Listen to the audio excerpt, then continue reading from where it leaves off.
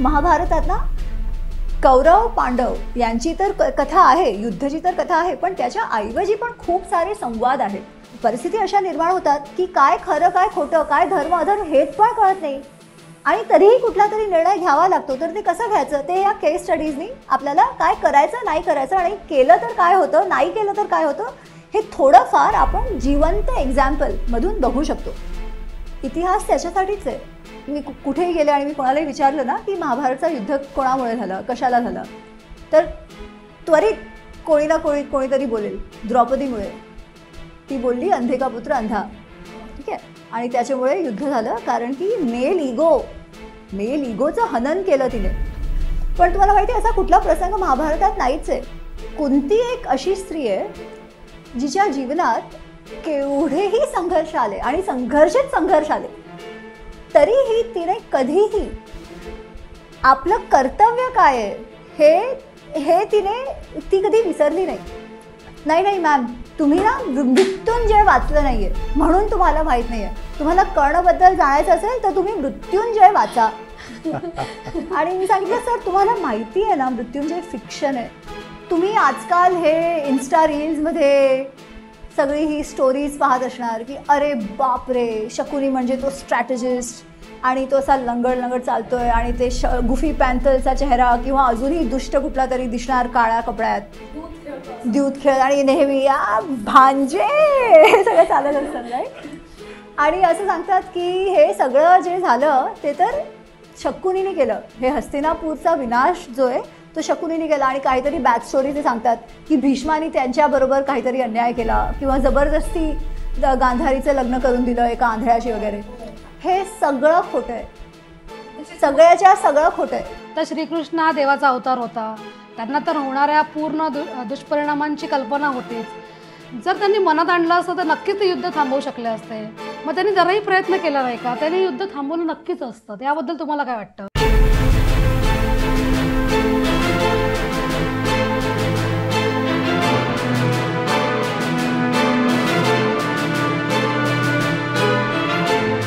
नमस्कार, मी हेरंब ओक. नमस्कार, मी प्रिया कराडकर. आजच्या आपल्या राष्ट्रसेवक या यूट्यूब चॅनलच्या नव्या कोऱ्या एपिसोडमध्ये आपलं सगळ्यांचं सहर्ष स्वागत करतो आम्ही. आपल्याला माहितीच आहे की रामायण महाभारत हे भारतीय लोकांच्या किंवा भारतीय जनमानसातलं एक अतिशय महत्त्वाचं असं प्रकरण आहे. लोकांच्या रोजच्या जीवनावर रामायणाचे आणि महाभारताचा अतिशय प्रभाव आहे. तर आपल्या ज्या आजच्या पाहुण्या आहेत त्या अमी गणात्रा. नमस्कार अमीजी, जय श्रीराम. तर त्यांच्याबद्दल सांगायचं म्हणजे अमी गणात्रा यांनी महाभारतावर 2 पुस्तकं लिहिली आहेत. महाभारता अनरॅव्हल्ड भाग 1 आणि भाग 2.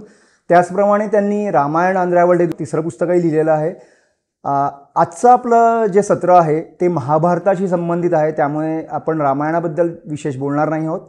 महाभारतावर आपल्या आजच्या सगळ्या प्रश्नांचं केंद्रीकरण होणार आहे. महाभारत जेव्हा आपण म्हणतो तेव्हा मी मगाशी म्हटलं त्याप्रमाणे महाभारताचं संस्कृती किंवा आपल्या एक समाज जीवनावर खूप महत्त्वाचा प्रभाव आहे. म्हणजे आपण रोजच्या जीवनात जे सहजतेने वापरलेले शब्द असतात, जसं मोठं महाभारत घडलं किंवा यक्षप्रश्न, नरोवा कुंजरोवा, अमुक अमुक टीमचं वस्त्रहरण झालं, कृष्णनीती, 100 अपराध पोटात घातले, हे आपण असे लिहिलेले शब्द वापरतो. त्या सगळ्याचं कनेक्शन, त्या सगळ्याची मांडणी थेट महाभारतापर्यंत जाऊन पोहोचलेली असते. हे याचंच प्रतीक आहे की जसं काही महाभारत हे आपल्या रोजच्या आयुष्यात घडलेलं आहे आणि आपण भारतीय लोक त्याच्याकडे एक अतिशय आस्थेने बघतो. आजचा जो विषय आहे तो ह्या महाभारताशी संबंधित आहे. अमीजी, महाभारत हे जे आपण म्हणतो तेव्हा त्याचं खरं नाव, मूळ नाव हे जय आहे असं मी वाचलं होतं कुठेतरी. ते जय, त्याच्यानंतर मग भारत, त्याच्यानंतर महाभारत, असा त्याचा एक प्रवास घडत गेला. तर हा प्रवास नक्की कसा झाला आणि त्याला जोडून छोटासा एक प्रश्न म्हणजे महाभारताची जी मूळ संहिता आहे त्यात किती श्लोक आहेत आणि ते महाभारत, आता रामायण कसं आपण म्हणतो इथे सुरू झालं आणि उत्तर रामायणाच्या आधी ते संपतं, तसं महाभारताचं आहे का? कुठे सुरू होतं आणि कुठे संपतं? तर नमस्कार, राष्ट्रसेवकवर तुम्ही बोलवलं मला त्याच्यासाठी खूप खूप धन्यवाद. मी एवढे पॉडकास्ट केलेत पण हा मराठीत माझा पहिला पॉडकास्ट आहे.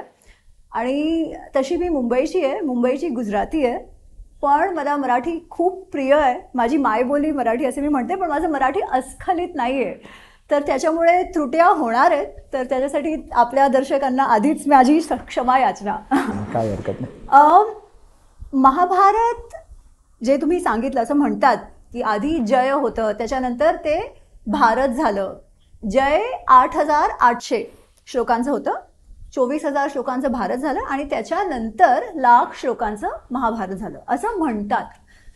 परंतु ही फक्त एक थिअरी आहे. कुठेही केव्हाही 8,800 श्लोकांचं जय असली कुठलीही मॅन्युस्क्रिप्ट कधी मिळालीच नाही आहे, किंवा 24,000 श्लोकांचं भारत असली पण कुठेही मॅन्युस्क्रिप्ट मिळाली नाही आहे. महाभारतात पण असं काही लिहिलं नाही आहे. तर हे जे लोकांना जे वाटतं की असं त्याचं जय महाभारत झालं, हे फक्त एक थिअरी आहे. याचा काही पण प्रूफ आपल्याकडे नाही आहे.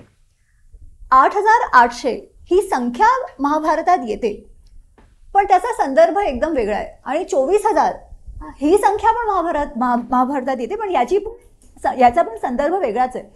8,800 ही संख्या व्यासजींनी लिहिलेल्या कूट श्लोकांची आहेत, जे खूप गूढ होते, जे आरामात लोकांना कळेल नाही असले श्लोक आहेत. 8,800.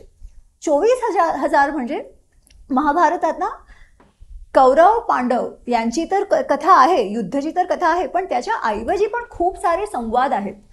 धर्माचे संवाद, इतिहास, त्यांचे दादा पूर्वज यांच्या सगळ्यांचा इतिहास, आणि असे कितीही पौराणिक कथा त्याच्यात आहेत. ते सगळे काढून टाकले तर 24,000 असं भारत असं म्हणतात. आपल्याकडे मॅन्युस्क्रिप्ट नाही आहे, पण महाभारतात असं म्हटलंय की तेवढं केलं तर भारत ते, आणि मग हे लाख श्लोकांचं महाभारत.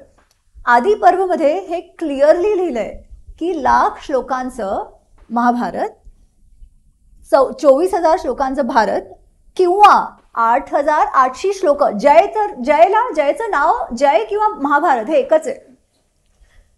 हे सगळं जे ते व्यासजींनीच लिहिलंय. आता दुसरा प्रश्न असा आहे की याचा अर्थ काही महाभारतमध्ये ॲडिशन सबट्रॅक्शन झाले नसतील का? असं नाहीये. झाले असतील, नक्की झाले असतील, पण जी मूळ प्रती आपल्याकडे आहे महाभारताची ती तशीच आहे. हे बिल्डिंग अप जसं सांगितलंय तसं झालं नाहीये. आणि याचा हे आपल्याला कसं माहिती आहे?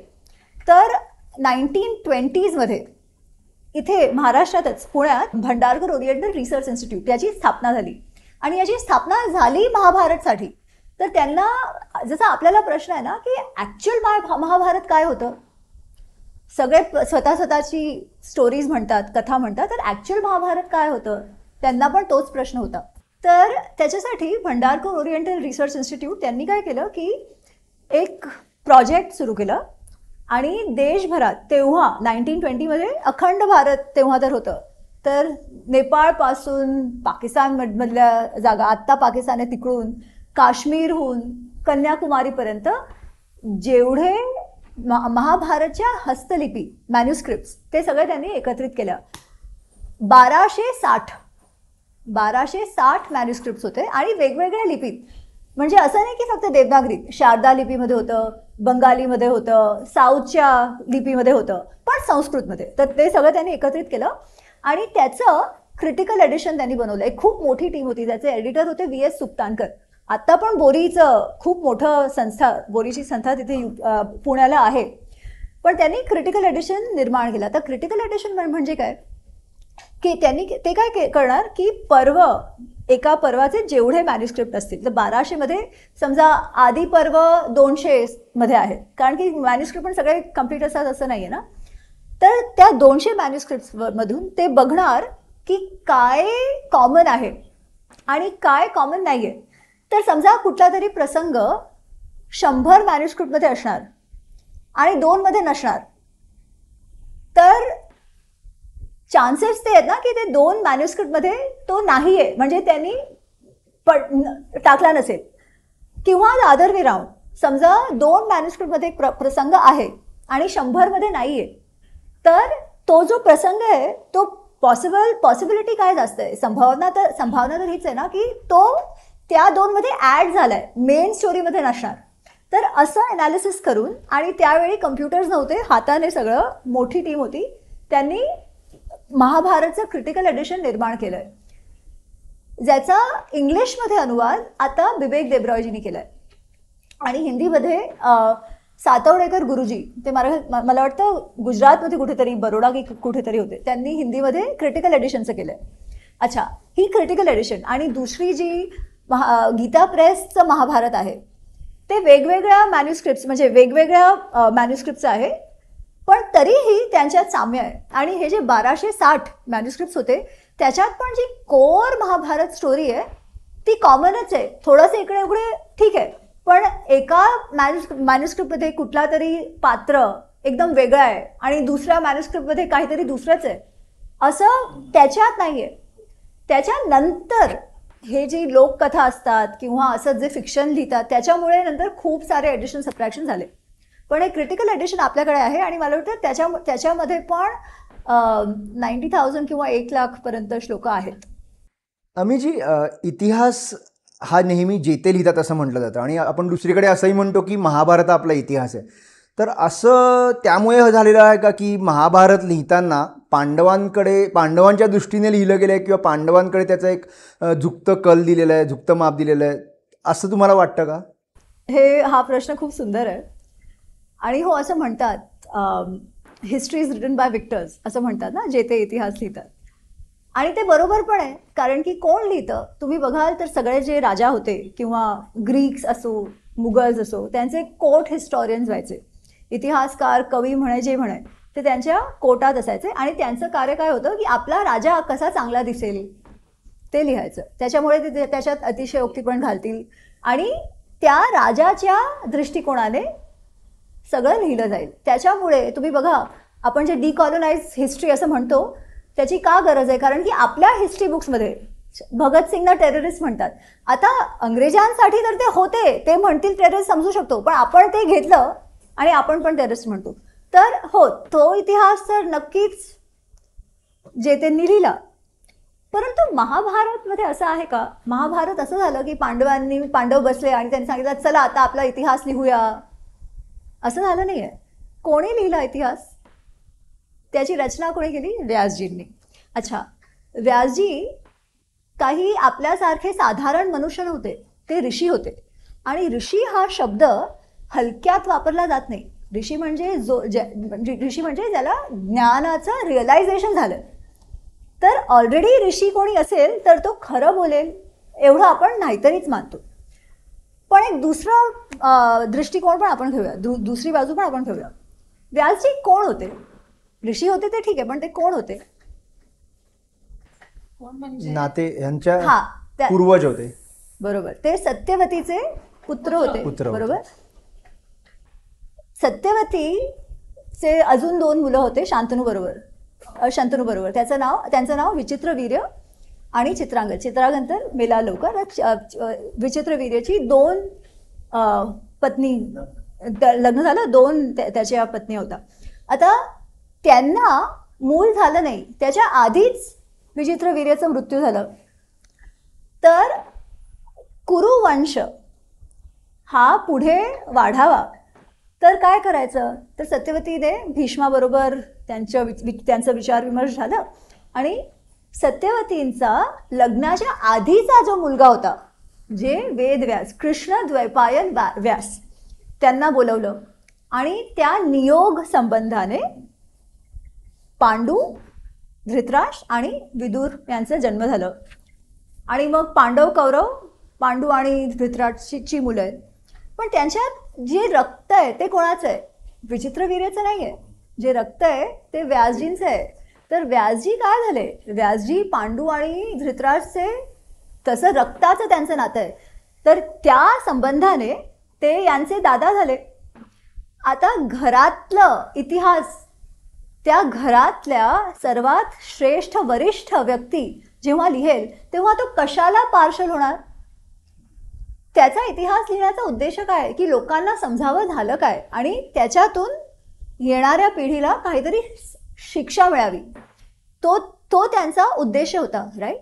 तर ते कशाला पांडवांच्या दृष्टिकोनाने किंवा त्यांच्या दृष्टिकोनाने लिहिणार? अच्छा, आता दुसरं पण एक तिसरं याच्यात गोष्ट आपल्याला बघायची असते. मला मी समजा कोणाचं तरी मला लिहायचं असेल कोणाचं चांगलं, तर जे माझ्या सर्वात जवळ आहेत, जे माझे आहेत, त्यांचं मी चांगलं चांगलं बोलणार, राईट. आता कौरव तर धृतराष्ट्रची मुलं होती, पण पांडूची मुलं होती का? नाही. त्यांचा जन्म पण तर नियोगने झाला होता. नियोग. तर व्यासजींना बायस व्हायचं असेल, ते नव्हते, ते ऋषी होते, ठीक आहे, पण त्यांना बायस व्हायचं असेल तर ते कोणाप्रती होणार? कौरवांप्रती.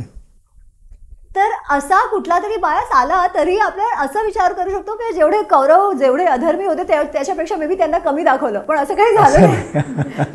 तर आपला इतिहास म्हणजे महाभारत आणि रामायण हे जेतेंनी लिहिलाय असं आपण म्हणू शकत नाही. नॉर्मली म्हणतात, पण हा इतिहास तसा नाहीये. हा इतिहास आपल्या ऋषींनी लिहिलाय आणि एका उद्देशाने लिहिलाय. फक्त कोणाचं तरी मान वाढावा याच्यासाठी नाहीये, पण धर्म अर्थ काम मोक्ष याची शिक्षा आपल्याला मिळेल त्याच्यासाठी पूर्ववृत्तम, पूर्वजांचा इतिहास कथारूपात आपल्याला सांगण्यात आलाय.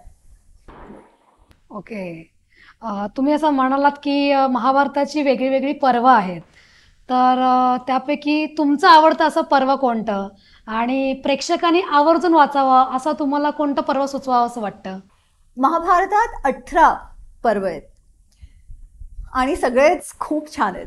महाभारत असं ते म्हणतात ना, धर्मेच अर्थेच कामेच मोक्षेच भरतर्षभ यद इह अस्ति तद अन्यत्र यद ना इत्र इह नास्ति न कुत्रचित. महाभारतात जे आहे कुठल्याही विषयी जे महाभारतात आहे ते तुम्ही बाकीकडे बघू शकता, पण महाभारतात नाहीये ते तुम्हाला कुठेही सापडणार नाही असं म्हणतात महाभारतसाठी. तर त्याची सगळीच पर्व खूपच सुंदर आहेत. तरीही जे 2-3 प्रसंग आहेत जे मला खूप आवडतात. पहिला तर जेव्हा गीता उपदेश, गीता पण महाभारताचाच भाग आहे, जो भीष्म पर्व मध्ये येतो. त्याच्याऐवजी विदुर नीती जे उद्योग पर्व मध्ये येते. वनपर्व ज्याच्यात खूप सारे संवाद होतात ऋषी आणि युधिष्ठिर, खूप ऋषींमध्ये युधिष्ठिरमध्ये, द्रौपदी सत्यभामा संवाद, ते सगळं वनपर्वत आहे. मग कर्ण पर्व ज्याच्यात युधिष्ठिर जिथे कृष्णा अर्जुनला धर्माची सूक्ष्मता समजावतात की कसं समजायचं, तो पण एक छान प्रसंग आहे, आपण घेऊया नंतर. आणि त्याच्याऐवजी एक अजून खूपच सुरेख सुंदर एकदम ज्ञानवर्धक जो पर्व आहे तो आहे शांती पर्व. जनरली आपल्याला वाटतं की युद्ध संपलं की संपलं सगळं, पण तसं नाही आहे. 18 जे पर्व आहेत, युद्ध तर संपतं आणि ते सगळं 12 पर्वपर्यंत. त्याचा नंतर जो सर्वात मोठा पर्व आहे महाभारतचा तो आहे शांती पर्व. तर तुम्ही गीता प्रेसचं महाभारत बघितलं ना, ते 6 व्हॉल्यूम्समध्ये. 5वं पुस्तक त्याचं एका पर्ववर आहे, शांती पर्व. एक पुस्तक, बाकी सगळे दुसऱ्या 5 पर्वात आहेत, बाकी 17.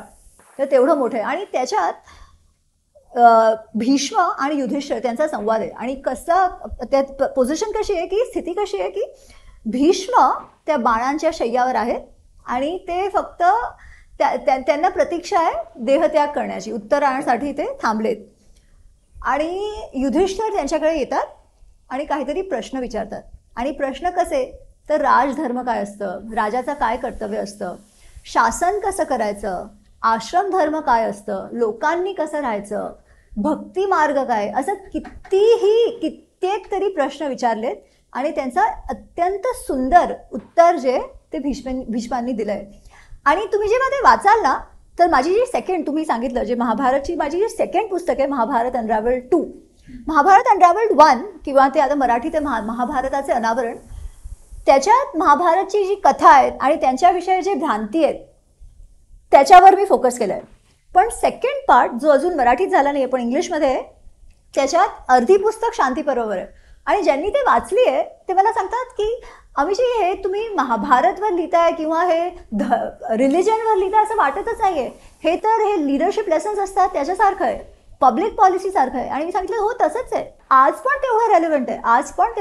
आपण जे म्हणतो ना की इंडियनाइज करायचं, भारतीय लेन्स कुठला पब्लिक पॉलिसीवर लिडरशिपसाठी, तर तो याच्यातूनच आपल्याला मिळतो. तर तो पर्व मला माझ्या खूप आवडीचा आहे. अमिजी, आपण मी म्हटलं तसं मगाशी की आपण महाभारताला, तुम्ही पण बऱ्याच वेळा उल्लेख केला आहे की महाभारताला 5वा वेद म्हटलं जातं, पण त्याचबरोबर आपण जर का महाभारताची चिकित्सा केली तर त्याच्यात आपल्याला बरेचसे वादग्रस्त प्रसंग दिसतात. म्हणजे एक अगदी कॉमन नेहमीचा आक्षेप घेतला जातो म्हणजे द्रौपदीने 5 पतींची विवाह करणं असेल, किंवा द्रौपदीचं वस्त्रहरण जो लज्जास्पद प्रसंग आहे, किंवा प्रत्यक्ष धर्मराज म्हणवल्या गेलेल्या युधिष्ठिराने द्रोणाचार्यांची हत्या व्हावी यासाठी नरोवा कुंजरोवाचा आधार घेतलेला आहे. तर किंवा श्रीकृष्णावर असा आक्षेप घेतला जातो की त्याने 16,000 विवाह केले. तर हे सगळे म्हणजे ज्याला वेद म्हणतो त्याच वेळेला त्या सगळ्या त्या आपल्या ग्रंथात असे सगळे वादग्रस्त प्रसंग आहेत. तर त्याच्याबद्दल तुम्ही म्हणजे काय सांगू शकाल? म्हणजे हे त्यांची पार्श्वभूमी अशीच आहे खरोखर, का ती थोडी काहीतरी आपल्याला विस्कळीत किंवा वेगळं करून सांगितलं आहे?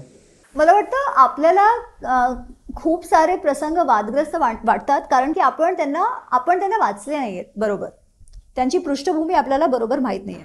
पण त्याची दुसरी बाजू अशी आहे की इतिहास, आपण त्यांना पंचम वेद म्हणतो, धर्मशास्त्र म्हणतो, ठीक आहे. पण वेद तर होते, धर्मशास्त्र पण आहेत, स्मृती पण आहेत, तर इतिहासची काय गरज पडली? त्याच्यासाठी मी माझा MBAचा उदाहरण घेते. आम्हाला थिअरी असायची, सप्लाय चेन म्हणा, मार्केटिंग स्ट्रॅटेजी म्हणा, हे सगळं असायचं, पण त्याच्याबरोबर केस स्टडीज असायचे. केस स्टडी का? तर केस स्टडीमध्ये काय असतं की कुठला तरी रिअल लाईफ एक्झाम्पल, कुठल्या तरी कंपनीचा, कुठल्या तरी सप्लाय चेन ऑर्डरचा काहीतरी असेल, आणि त्याच्यात त्यांनी काय केलं, त्याच्यामुळे कसं झालं, काय चांगलं झालं, काय वाईट झालं, काय प्रॉब्लेम झालेत, ते त्यांनी कसे सॉल्व्ह केले, ते सगळं असतं. आता डूज अँड डोंट जे धर्मशास्त्रामध्ये असतील तसं काही जीवन होऊ शकत नाही ना. जीवन तर आपलं खूप कॉम्प्लेक्स असतं. परिस्थिती अशा निर्माण होतात की काय खरं काय खोटं, काय धर्म अधर्म हेच पण कळत नाही, आणि तरीही कुठला तरी निर्णय घ्यावा लागतो. तर ते कसं घ्यायचं ते या केस स्टडीजनी आपल्याला काय करायचं नाही करायचं, आणि केलं तर काय होतं, नाही केलं तर काय होतं, हे थोडंफार आपण जिवंत एक्झाम्पल मधून बघू शकतो. इतिहास त्याच्यासाठीच आहे. आपण जेव्हा म्हणतो की पंचम वेद किंवा धर्मशास्त्र, थिअरी तर आहे, पण थिअरी अप्लाय कसं होतं, जिवंत कशी येते जीवनात, त्याचा उदाहरण, त्याचा एक्झाम्पल आपल्याला इतिहासमध्ये भेटतो.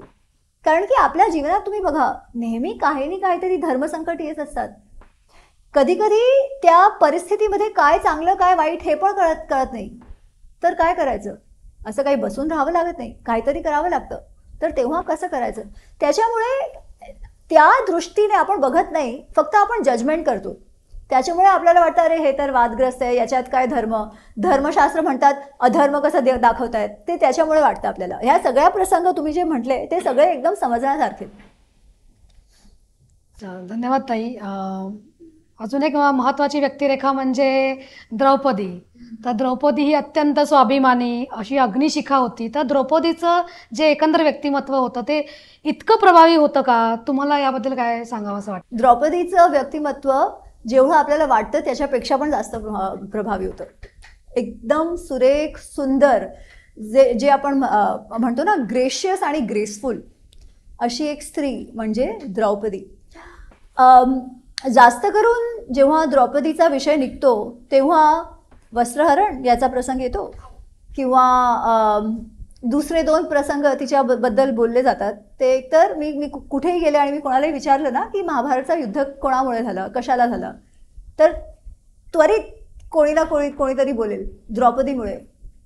ती बोलली अंधे का पुत्र अंधा, ठीक आहे, आणि त्याच्यामुळे युद्ध झालं. कारण की मेल इगोचं हनन केलं तिने दुर्योधनला, असं म्हणून ना. मग त्यांनी जे काही केलं ते बरोबरच होतं, ठीक आहे, आणि त्याच्यामुळे तिची बली टाकतात आपण की हां तिच्यामुळे झालं महाभारत. पण तुम्हाला माहिती आहे असा कुठला प्रसंग महाभारतात नाहीच आहे. असं काही द्रौपदी बोललीच नाहीये. अच्छा, समजा ती बोलली असेल, समजा ती बोलली नाहीये, पण ती बोलली असती तरीही तिच्यावर आपण टाकू शकतो का महाभारत? अजिबात नाही. कारण की पांडवांना मारण्यासाठी तर आधीपासून दुर्योधन उद्यत होता. जेव्हा लाक्षागृहाचा प्रसंग झाला तेव्हा कुठे होती द्रौपदी? तर दुर्योधनच्या मनात जे द्वेष आहे पांडवांसाठी ते काही द्रौपदीमुळे नाही आहे, त्याच्या आधीपासून आहे. इनफॅक्ट जेव्हा ते लहान होते तेव्हा त्याने भीमचा मृत्यूचा प्रयत्न केला होता, त्याला विष वगैरे देऊन. ठीक आहे. तर कुठून द्रौपदीवर आलं? तर जसं मी म्हटले, ती असं बोललीच नाही आहे. ती एवढी तेजस्विनी आहे की असं ती बोलू शकतच नाही. तिचा कॅरेक्टरच असा नाही आहे. आणि दुसरा प्रसंग तिच्याबद्दल जो बोलला जातो तो की ती म्हणाली की हे सगळं वस्त्रहरण झालं आहे, आता मला बदला घ्यायचा आहे. बदला घ्यायचा आहे कसा? तर दुःशासनचा रक्त जेव्हापर्यंत माझ्याकडे आणून मी माझे केस धुणार नाही तेव्हापर्यंत मी केस बांधणार पण नाही आणि तेव्हापर्यंत माझा राग जाणार नाही. असं पण काही झालं नाही आहे. ती अशी ब्लड थर्स्टी अशी नाही आहे. इनफॅक्ट ते केस धुणं, केस मी सोडणं, बांधणारच नाही, हे सगळं पण महाभारतात नाही आहे. हे सगळं त्याच्यानंतर ते ॲड होत राहिलं. एक संस्कृत नाटक होतं, खूप जुनं आहे, वेणी संहारमधून. त्याच्यात असं काहीतरी ती बोलते की मी केस बांधणार नाही युद्ध झाल्याशिवाय, किंवा आपण जिंकणार नाही तेव्हापर्यंत, वनवासमध्ये केस बांधणार नाही. तेव्हा पण ती मागत नाही. वेणी संहारामध्ये पण ती मागत नाही दुःशासनचं लहू. भीम आणतो आणि सांगतो मी तुझे केस बांधणार आहे. आणि हे मला हवं आहे हे तर कुठेच नाही आहे. ते सगळं नंतर ॲड होत गेलं, कारण की तिचं व्यक्तिमत्व तसं नाही आहे. आणि तिच्या व्यक्तिमत्वाची जी प्रसंग आहेत महाभारतमध्ये, त्याच्याबद्दल खूप कमी बोललं जातं. जसे की एक मी खूप पॉडकास्टमध्ये सांगत असते की द्रौपदी सत्यभामा संवाद येतो वनपर्वमध्ये, जेव्हा पांडव लोक वनवासमध्ये आहेत आणि वनवासात कृष्ण आणि सत्यभामा त्यांना भेटायला येतात. तर कृष्ण आणि पांडव ते आपलं काहीतरी चर्चा करत असतात, ते त्याच्यात मशगूल होतात आणि सत्यभामा आणि द्रौपदी काहीतरी त्यांचं बोलणं सुरू असतं. अच्छा, तर त्यांच्या चर्चेत सत्यभामा विचारते द्रौपदीला, तव वश्या सतता पांडवा, तव मुखप्रेक्षा सतता पांडवा. हे पांडव तुझे जे 5 पती आहेत ते नेहमी तुझा असा चेहरा बघत असतात, नेहमी सतत मुखप्रेक्षा, ते नेहमी तुझा चेहरा बघत असतात. आणि 5 पती सगळे तुझ्या कंट्रोलमध्ये, तुझ्या वशी आहेत.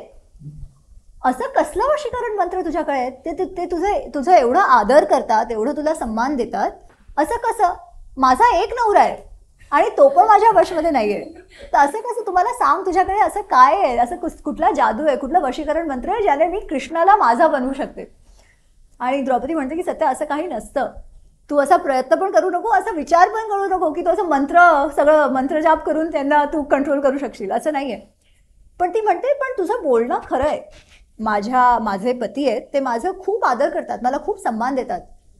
त्याचं कारण हे की मी माझं जीवन कसं जगते, कसं माझे सगळं कर्तव्य मी कसे पार पाडते. आणि नंतर तिला सांगते की द्रौपदी जेव्हा इंद्रप्रस्थची महाराणी होती तेव्हा तिचं जीवन कसं होतं. ती म्हटली, मी सर्वात आधी उठायचे सकाळी, सर्वात आखरी, सबसे लास्ट, एकदम एंड में मी झोपायचे. आणि त्याच्यात पांडवांचं काहीतरी नित्यकर्म वगैरे असेल त्याच्यात मी त्यांची सहायता करायचे. माझी सासू, तिच्याकडे मी लक्ष द्यायचे. पांडवांच्या दुसऱ्या पत्नी होत्या त्यांचं मी लक्ष ठेवायचे. आणि आमच्या महलात लाख संख्यामध्ये त्याच्याहूनही जास्त स्नातक ब्राह्मण, कुब्ज वामन, दरिद्र लोक, काहीतरी तुम्ही सांगा तेवढे, शिष्य, कोणाचे तरी शिष्य, ऋषी, हे सगळे यायचे. त्यांना सगळ्यांना आम्ही अन्न द्यायचो. आता एवढी लोकांचं तुम्हाला जेवण बनवायचं असेल तर किती सेवक सेविका लागतात? तर ती म्हणते हजारो की संख्या में, हजारांची संख्यात सेवक सेविका असायची. त्यांच्यावर सगळ्यांवर मी लक्ष ठेवायचे. काय काम झालंय, काय झालं नाहीये, दूध आलं का नाही, ते सगळं सोर्सिंग, आपण आता आजच्या लँग्वेजमध्ये म्हणून ना की त्याचं सगळं सोर्सिंग, ते मी बघायचे. आता अच्छा, अतिथी जेवले की नाही ते तर मी बघायचे, परंतु जे सेवक सेविका होते त्यांनी खाल्लं की नाही, त्यांना त्यांचा पगार मिळाला की नाही, हे सगळं पण मी बघायचे. नंतर ती ॲड करते की युधिष्ठिर तर राजा होते, ते तर प्रवासात जायचे. जेव्हा ते प्रवासात जायचे तेव्हा त्यांच्याबरोबर खूप सारी धनराशी घेऊन जायचे, खूप सारे गिफ्ट घेऊन जायचे जिथे जात असतील त्याच्यासाठी. तर त्यांच्याबरोबर काय गेलं, त्यांच्यासोबत काय आलं, ते सगळं माझ्या लक्षात असायचं. आमचं इंद्रप्रस्थचं जे ट्रेजर होतं ते एवढं गाढ होतं की कोणालाही माहीत नव्हतं आमच्याकडे केवढी संपत्ती आहे. फक्त मला माहीत होतं आमची आय काय, आमची इन्कम किती, आमचं एक्सपेंडिचर किती, व्यय काय, समुदायम आमचं केवढं कलेक्ट व्हायचं आणि केवढं राहायचं ते हे भावांनाही माहीत नव्हतं, फक्त मला माहीत होतं. एका अहमपि वेदमी, फक्त मला माहीत होतं. अशी ती स्त्री, आता तुम्ही विचार करा, राज्याची ट्रेजरी म्हणजे आज आपण जी CFO म्हणतो ना त्याच्यासारखा तिचा रोल होता. तुम्ही विचार करा त्या स्त्रीचं कसं व्यक्तित्व असेल की हे सगळे पांडव तिच्यावर एवढा विश्वास ठेवायचे. तर त्याच्याबद्दल कोणी बोलत नाही. ती हो अग्निशिखासारखी तेजस्विनी होती, पण आपण काय समजतो तिच्यात राग भरलेला होता, तिला हमेशा बदला हवा होता. तसं नाही आहे. ती खरोखर अग्निशिखासारखी तेजस्विनी होती. तेवढं तिचं म्हणजे काय बोलू मी द्रौपदीवर बोलू शकते किती तास. वा अमिताई, तुम्ही म्हणजे खरंच आपल्या प्रेक्षकांमध्ये किंवा एकूण लोकांमध्ये द्रौपदीबद्दल जे काही गैरसमज असतात, तिला युद्धासाठी दोषी ठरवलं जातं, ते तुम्ही अतिशय सूक्ष्म उदाहरणं देऊन गैरसमज दूर केले. त्याबद्दल मी खरोखर सर्वांतर्फे आपला आभारी आहे. जेव्हा महाभारताच्या स्त्री व्यक्तिरेखांबद्दल बोलतो तेव्हा तुम्ही म्हणालाच की द्रौपदी तुम्ही म्हणजे किती वेळ बोलू शकता. पण मला मुद्दाम पुढचा प्रश्न असा विचारायचा की आपण म्हणजे द्रौपदीबद्दल आत्ता बोललो, पण द्रौपदी व्यतिरिक्त जर का मी तुम्हाला असं म्हटलं की महाभारतातली स्त्री व्यक्तिरेखा जी तुमची द्रौपदीच्या खालोखाल असं म्हणूया आपण, अशी निवडायची झाली तर तुम्ही कुठली निवडाल? माझ्या मते महाभारतात जेवढ्या स्त्री पात्रांचं विवरण आलंय ते सगळेच खूप छान आहेत. कोणीही असं अबला नारी असं कोणी नाही आहे. तरीही मला एकाबद्दल बोलायचं असेल तर मी कुंतीबद्दल बोलणार आहे. मला वाटतं त्यांच्याविषयी जास्त बोलणं होत नाही, परंतु कुंती एक अशी स्त्री आहे जिच्या जीवनात केवढेही संघर्ष आले आणि संघर्ष आले तरीही तिने कधीही आपलं कर्तव्य काय आहे हे ती कधी विसरली नाही. आधी लग्न झालं, ॲक्च्युली त्याच्या पण आधी तुम्ही बघाल तर आपण म्हणतो की अरे बिचारा कर्ण त्याच्या आईजवळ नव्हता, त्याच्या दत्तक पेरेंट्सनी त्याला वाढवलं. आता त्याचे दत्तक पेरेंट्स चांगले होते, अधिरथ आणि राधा, ती एक वेगळी गोष्ट आहे. पण तसंच कुंतीचं पण झालं होतं. कुंती आपल्या परिवार बरोबर वाढली नाही आहे. कुंतींचे बाबा म्हणजे वसुदेवचे बाबा म्हणजे कृष्णाचे जे बाबा आहेत, कृष्णाचे दादा, तेच कुंतीचे पण वडील आहेत. परंतु तेव्हा असं खूप व्हायचं की खूप मुलं व्हायची ना, तर सपोज कोणाला नाही आहे तर तुम्ही देणार त्यांना, आपले भाऊ असेल किंवा मित्र असेल असं. तर कुंती भोज कुंतीच्या वडिलांचे मित्र होते. त्यांचं नाव होतं पृथा. कुंतीचं नाव आधी पृथा असं होतं. त्याच्यामुळेच आपण पार्थ हे म्हणतो ना. तर पार्थ म्हणजे लोकांना वाटतं अर्जुन, पार्थ म्हणजे अर्जुन आहे, पार्थ म्हणजे युधिष्ठिर, भीम आणि अर्जुन. पृथाचे पुत्र असं. Anyways sorry. तर कुंती भोज कुंतीच्या बाबांचे मित्र होते आणि ती सर्वात मोठी होती, तर त्यांनी दत्तक दिली होती कुंती भोजला. तर ती पण दुसऱ्यांच्या घरीच वाढली आहे स्वतःचे वडील बघून. पण तुम्ही बघू शकता राईट की त्या एवढ्या लहान मुली जिला माहिती आहे की हे माझे दत्तक वडील आहेत, थोडंसं फार तर ते प्रेशर असतंच, तर तशी ती मोठी झाली. अच्छा, तिथे पण तिने खूप सेवा, सगळं जे काही सांगण्यात आलं ते सगळं केलं. त्याच्यानंतर जेव्हा लग्न झालं पांडूशी आणि पांडूला ते श्राप मिळालं आणि त्याचे सगळे महल सोडून गेले, वनमध्ये राहायला लागले आणि पांडूंचा पण मृत्यू झाला. त्याच्यानंतर माद्रीने काय केलं, ती तर म्हणाली नाही माझ्यामुळे ते गेलेत माझे पती, तर तिने तर ते सती केलं. राहिल्या कुंती, 5 मुलं, लहान मुलं. काय करायचं, सगळ्यांना घेऊन हस्तिनापुरात गेलात. अच्छा, हस्तिनापुरात गेल्यावर प्रॉब्लेम्स कमी झाले नाही, वाढले. कारण की ते कझिन्स, ती भावंड एकत्रितच होऊ शकत नाही. त्याला धृतराष्ट्रच्या मुलांना खूप राग होता पांडवांवर, कारण की त्यांना वाटत होतं येणार आमचं सगळं घेऊन जाणार. आणि हे 5 पांडव होते पण एवढे छान. अच्छा, त्याच्यात दुसरी बाबत, सहदेव आणि नकुल कुंतीची मुलं नव्हती.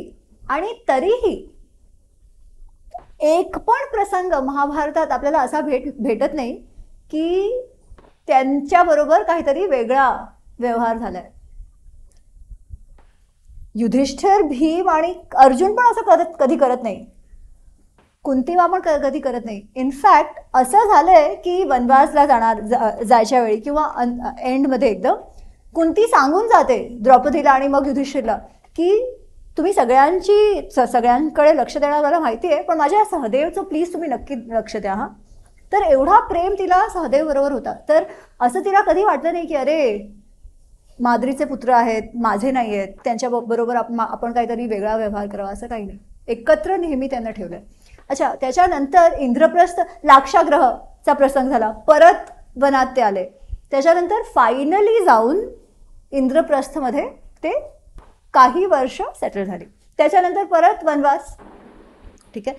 संघर्ष तुम्ही म्हणाल ना तर पांडवाच्या जीवनात आणि कुंतीच्या जीवनात संघर्ष आलेत. अच्छा, तेव्हा तर ती खूप तिचं वय झालं होतं, ती गेली नाही. पण तुम्ही विचार करू शकता की एका आईचं मन कसं जड झालं असेल हे सगळं पाहून. पुत्रवधू बरोबर असं सगळं झालंय तर तरी ती राहते, काही होऊ शकत नाही. आणि तेव्हा मग जेव्हा वनवास संपलाय आणि आता काय नेगोसिएशन्स, त्यांच्या संधीचे सारे संवाद सुरू आहेत. संधी होणार नव्हती हे तर माहीतच होतं, कारण की दुर्योधन तर रडून बसला होता की मला युद्धच हवंय. तर तेव्हा मग कृष्ण येतात आणि कुंतीला भेटतात की मी इथे आलो होतो, आता मी परत जाणार आहे युधिष्ठिरकडे, तुमच्याकडे काही आहे का, तुम्हाला काही मेसेज पाठवायचा आहे का. आणि तो जो मेसेज कुंती पाठवते कृष्ण बरोबर, अरे बाप रे बाप, मी पुस्तकात ते लिहिलंय, पूर्ण संवाद ते. ती म्हणते की तू आजपर्यंत धर्माच्या मार्गावर राहिला ते खूप चांगलं आणि तू सगळ्यांबरोबर खूप शांतीने वागतोस आणि तू क्षमा पण करतोस, हे सगळं खूप छान आहे. पण तू विसरू नकोस, तू राजा आहेस. राजा फक्त क्षमा करेल आणि दंड देणार नाही, हे चालत नाही. धर्म फक्त क्षमा करणार नाहीये, दंड, जो आरोपी आहे त्याला दंड देणार पण आहे. तर तू हे दोन्ही करायला हवं. आणि आत्ता तो समय आलाय ज्यासाठी एक क्षत्राणी मुलांना जन्म देते. आता तुम्ही युद्धाने पाठी जाऊ नका. आणि असं नाही कारण की मला सगळं हवंय, पण तुमचे बाबा ते कधीही शरणार्थी झाले नाही, ते शरण देतात, ते शरणार्थी झाले नाही. माझी मुलं शरणार्थी होऊन बसतील हे मला झेपणार नाहीये. तर जे करायचंय, जे तुमचं कर्तव्य आहे, जो तुमचा अधिकार आहे त्याच्यासाठी तुम्ही जे करायचं ते तुम्ही करायचंय. ठीक आहे, युद्ध झालं आणि काही वर्ष, परत 15 वर्ष चांगलं होतं. धृतराष्ट्र आणि गांधारी त्यांची सेवा करत होती कुंती तेव्हा पण. एवढ्या झाल्यानंतर पण ती त्यांची सेवा करायची. बाकी मुलं, त्यांची जी सगळी त्यांची वाईफ्स, ते सगळे करायचे. पण एनिवेज 15 वर्षानंतर धृतराष्ट्र वाटलं की चला आता आपण वानप्रस्थ घ्यायचा. नाहीतरी ते गिल्ट तर त्याच्या आतमध्ये होतंच ना, एवढं सगळं युद्ध झालंय, सारे पुत्र सगळे त्याचे गेले. तर तो म्हणतो की आता मी आणि गांधारी तर निघणार, आम्हाला तर वनात जाऊन राहायचंय. तर विदुर जातात त्यांच्याबरोबर आणि कुंती पण मागोमाग जायला लागते.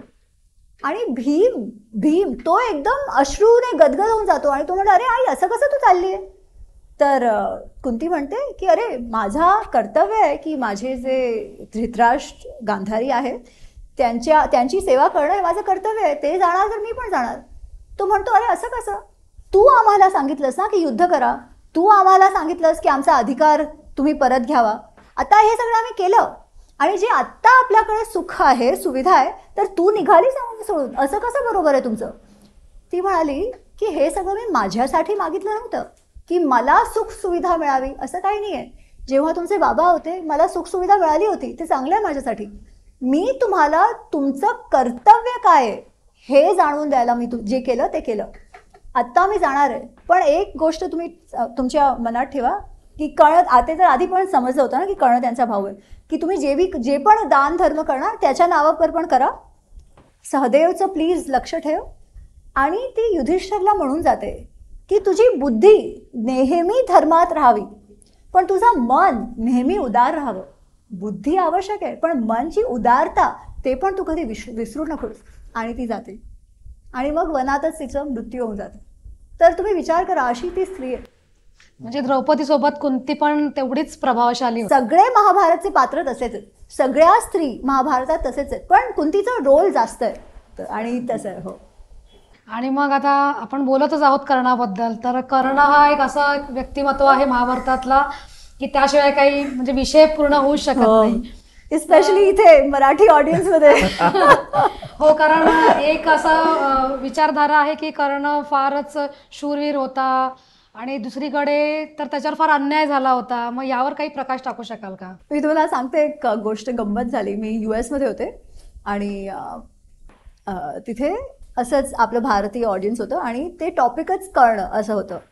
आणि मी सांगितलं मी जे काही तुम्हाला सांगणार आहे ते माझं मत नाही आहे, जे महाभारतात आहे तेवढं मी तुम्हाला सांगणार आहे. तर मी सांगत गेले आणि तिथे महाराष्ट्राची काही लोकं होती, त्याच्यात 2-3 जण होती. त्यांना काही पटतच नव्हतं. ते म्हणाले की नाही मॅम तुम्ही असं म्हणताय, असं नव्हतं. मी सांगितलं असंच होतं, मी तुम्हाला रेफरन्स बरोबर सांगते. नाही मॅम पण त्यांनी असं त्याच्यामुळे केलं. नाही का तुम्हाला कसं माहीत त्याच्यामुळे केलं? नाही मॅम तुम्ही ना मृत्युंजय वाचलं नाहीये म्हणून तुम्हाला माहित नाहीये. तुम्हाला कर्णबद्दल जाणायचं असेल तर तुम्ही मृत्युंजय वाचा. आणि मी सांगितलं सर तुम्हाला माहिती आहे ना मृत्युंजय फिक्शन आहे, कादंबरी आहे ना ती. मृत्युंजय इतिहास नाहीये, मृत्युंजय फिक्शन आहे. राधेय फिक्शन आहे, इतिहास नाहीये. तुम्हाला कर्ण हा कॅरेक्टर समजायचा असेल तर व्यासजींनी काय सांगितलं हे तुम्हाला समजावं लागणार आहे. बरोबर. पण मृत्युंजय ती वेळ होती ना इंडिपेंडन्स नंतरची की जो असा आपण म्हणतो ना की the black ship hero, tragic hero, त्यांचं खूप महिमा मंडन झालं आणि त्याच्यावर ते कास्ट अँगल ॲड झाला, राईट. तर त्याच्यामुळे रश्मी रथी दिनकरांनी लिहिलं कर्णवर, इथे राधे मृत्युंजय. आणि मृत्युंजयचं तर असं झालंय की मला वाटत नाही कुठलीही भारतीय भाषा आहे त्याच्यात त्याचा अनुवाद झाला नाही. सुंदर सुरेख पुस्तक पण फिक्शन. हे लोक विसरतात. लोकांना इनफॅक्ट लोकांना माहीत पण नाही आहे की ते फिक्शन आहे, ते त्याला इतिहासच मानतात. ठीक आहे. तर त्याच्यामुळे हे खूप जे महाभारताची चर्चा होते आणि त्याच्यावर ते आता TV सिरियल्स तुम्ही ॲड करा. ठीक आहे. अच्छा कर्ण शूरवीर होता का? हो डेफिनेटली शूरवीर होता, कोई डाऊटच नाही आहे त्याच्यात, कुठलीही शंका नाही आहे तो शूरवीर होता. पण जसं त्याला दाखवलं जातं की अरे बिचारा शोषित वर्गातून आला आहे, नेहमी अत्याचार झालाय त्याच्यासाठी, त्याचं इंटेन्शन पण नेहमी चांगलंच होतं. तो बिचारा त्याला जे मिळायला हवं होतं ते त्याला नाही मिळालं लोकांमुळे. त्याचा काही दोष नव्हता, लोकांमुळे दुसऱ्यांमुळे त्याची प्रगती झाली नाही. तो तर एकदम बेस्टच होता. आणि तुम्ही बघा ऑनलाईन हे टीम अर्जुन टीम कर्ण आणि त्यांचे काहीतरी वादविवाद सुरू असतात. इनफॅक्ट मला सुरुवातीतला जेव्हा मी याच्याबद्दल बोलायला लागले तर मला माहीत नव्हतं लोक एवढे अटॅच्ड असतात त्या पात्रांशी. तर यू शुड सी असं एकदम ट्रोल आर्मी आत्ता पण खूप असतं. आत्ता पण मला खूप काहीतरी शिव्या मिळतात आणि स्पेशली या टॉपिकवर. आणि मी सांगितलं अरे मला काही अर्जुनशी प्रेम आहे आणि कर्णशी द्वेष आहे असं नाही आहे. इतिहास का असतं? आपल्या जीवनात त्यांच्या जीवनाहून काहीतरी शिक्षा मिळावी त्याच्यासाठी असतं. कर्ण पण गेले, अर्जुन पण गेले. आता हा चांगला की ते चांगलं नाही, त्यांच्या जीवनातून तुम्ही काय शिकणार? दोन्हीच्या जीवनातून शिकू शकतो. पण ते बाजूला ठेवून let's look at the facts जे आपल्याला महाभारतात भेटतात. सर्वप्रथम जे त्याच्यावर सांगतात की तो बिचारा का? कारण की तो सूत होता. ठीक आहे. आणि सूत म्हणजे काय तर सगळे म्हणतील तो ड्रायव्हर, सारथी किंवा बिचारा शोषित वर्गाचा, कोणीतरी दलित म्हणेल, असं सगळं काहीतरी सुरू असतं.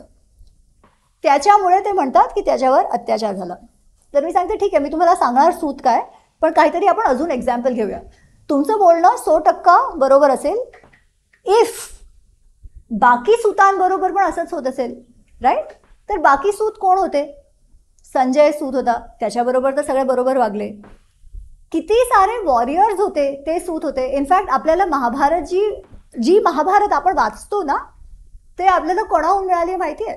उग्रश्रवा सौती, सूत कुळाचा मुलगा उग्रश्रवा, ते ऋषी होते, कथावाचक होते.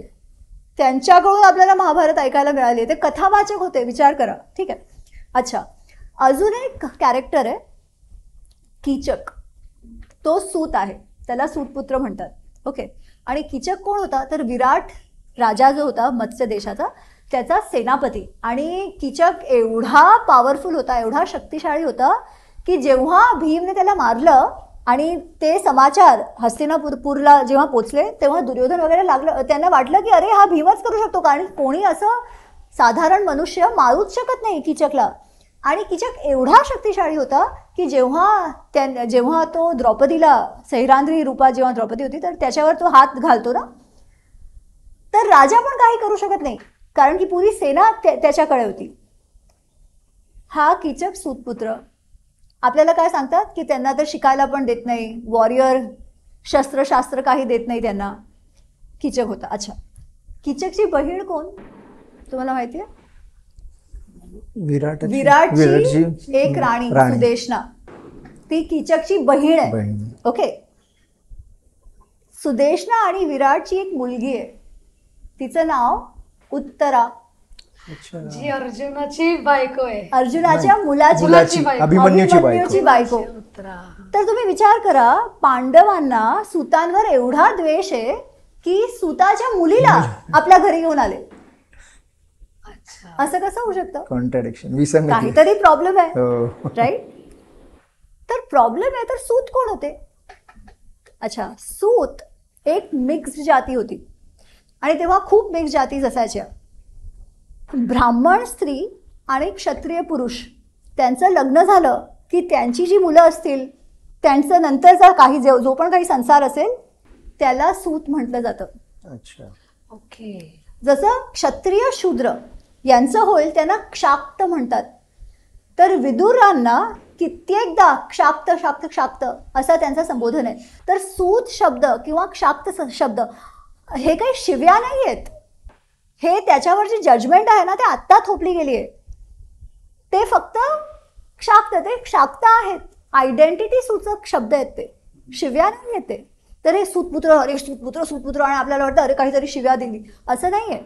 ठीक आहे, ओळख आहे की तुम्ही ते आहात, सिम्पल. ठीक आहे. अच्छा, आता सूत जे मी म्हटलं मिक्स जाती आहे आणि ब्राह्मण क्षत्रिय मिक्स जाती आहे. ठीक आहे, असं पण नाही की for the lack of better word असं काहीतरी शोषित जाती असं नाही आहे. तेव्हा एनिवेज असं शोषित सारखं काहीच नव्हतंच, ते तर सगळं नंतर ॲड झालं. एनिवेज, तर सूत जे होते ते वॉरियर्स होते, खूप लढाई करायचे, सेना त्यांची असायची. काही राजा सूत होते. सूत जे होते ते कथावाचक होते. सूत जे होते ते सारथी पण होते. हे सगळं काम जे ते सूत करायचे. तर आता नेक्स्ट प्रश्न असा असतो की ठीक आहे, असं होतं तर द्रोणाचार्याने का शिकवलं नाही कर्णाला? बरोबर आहे ना, काही प्रॉब्लेमच नव्हतं, ते सगळं करायचे असं मी म्हणते. तर त्याला का काढून टाकलं? का म्हटलं की तू सूत आहेस, मी तुला शिकवणार नाही? असं काही द्रोणाचार्य म्हणाले नाहीयेत. कर्ण द्रोणाचार्यांचा शिष्य होता. का? कारण अधिरथ आणि धृतराष्ट्र ते चांगले मित्र होते. ठीक आहे. आणि अधिरथ आधीच अंगादेशात राहायचा आणि मग त्याच्याकडे ते त्यांचं सारथीचं काम वगैरे पण तो करायचा, जे पण काही. तर ते मित्र होतेच. त्याच्यासाठी महायशस्वी असे सगळे शब्दांचा प्रयोग झाला आहे अधिरथसाठी. ठीक आहे. तर कर्ण जेव्हा कौरव पांडव द्रोणाचार्याकडे शिकायला गेले तेव्हा कर्ण पण गेला होता. ठीक आहे, कोणी त्याला नाही सांगितलं नाही. मग परशुराम कसे आले मध्ये? तर त्याच्यात असं झालं की कर्णाला ना तो नेहमी अर्जुनशी कम्पीट करायचा. आता अर्जुन तर लहान होता त्याच्यापेक्षा आणि अर्जुन तर आपल्या मस्तीत आपल्या अभ्यासातच व्यस्त राहायचं. पण कर्णाला असं होतं की मला ब्रह्मास्त्र आलं ना तर मी अर्जुनला हरवून देणार, मला फक्त ब्रह्मास्त्र हवंय. तर तो जातो द्रोणाचार्याकडे आणि तो म्हणतो की मला तुम्ही ब्रह्मास्त्र शिकून द्या. द्रोणाचार्य म्हणतात की तुझी लायकी नाही आहे, मी तुला ब्रह्मास्त्र शिकवणार. कारण की त्याला माहिती आहे का तो आलाय, की त्याचं दौर्मनस्य अर्जुन प्रति जे होतं ते त्यांना माहीत होतं. म्हणून ते म्हणाले की मी तुला ब्रह्मास्त्र शिकू शकणार नाही आहे. तर कर्ण म्हणतो ठीक आहे, तर मी दुसरा गुरु शोधून घेणार. द्रोणाचार्य म्हणतात ठीक आहे जा. तर द्रोणाचार्यांनी काढलं नाही कर्णला. कर्ण स्वतः सोडून गेलाय, कारण की त्याला ब्रह्मास्त्र शिकायचं होतं आणि मग तो खोटं बोलून परशुरामांकडे शिकतो. तर हे मी तुम्हाला 2 प्रसंग फक्त सांगितले. अच्छा, तिसरा पण सांगते, कारण की मला वाटतं कित्येकदा हे जे द्रौपदी वस्त्रहरणचं जेव्हा प्रसंग येतो आणि ते द्रौपदीचे 5 पती याचा पण जो प्रसंग येतो, तेव्हा लोक म्हणतात अरे बिचारी असं कसं. तर पूर्ण महाभारतात द्रौपदीचं कोणीही अपमान केलं नाहीये की अरे तिचे 5 पती कसे, कोणीही अपमान केलं नाहीये एक्सेप्ट एक जण, कर्ण. जेव्हा वस्त्रहरण व्हायचं होतं ते म्हणजे द्यूत क्रीडा चालत होती, तेव्हा द्रौपदीला बोलवून तिचा अपमान करायचं, ती आयडिया पण कर्णची होती.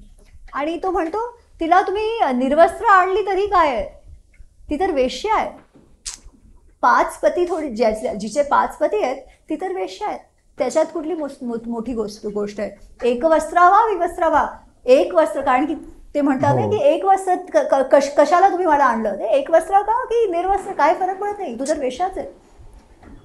हे शब्द कर्णाचे आहेत, कारण की मला माहिती आहे मृत्युंजय वगैरे मध्ये असं दाखवलं की तो बिचारा मानसिक त्राणात असतो की हे काय झालं, किंवा पॅलेस ऑफ इल्युजन्स मध्ये कर्ण आणि द्रौपदीचं लव्ह अँगल घुसवून टाकलंय वगैरे वगैरे.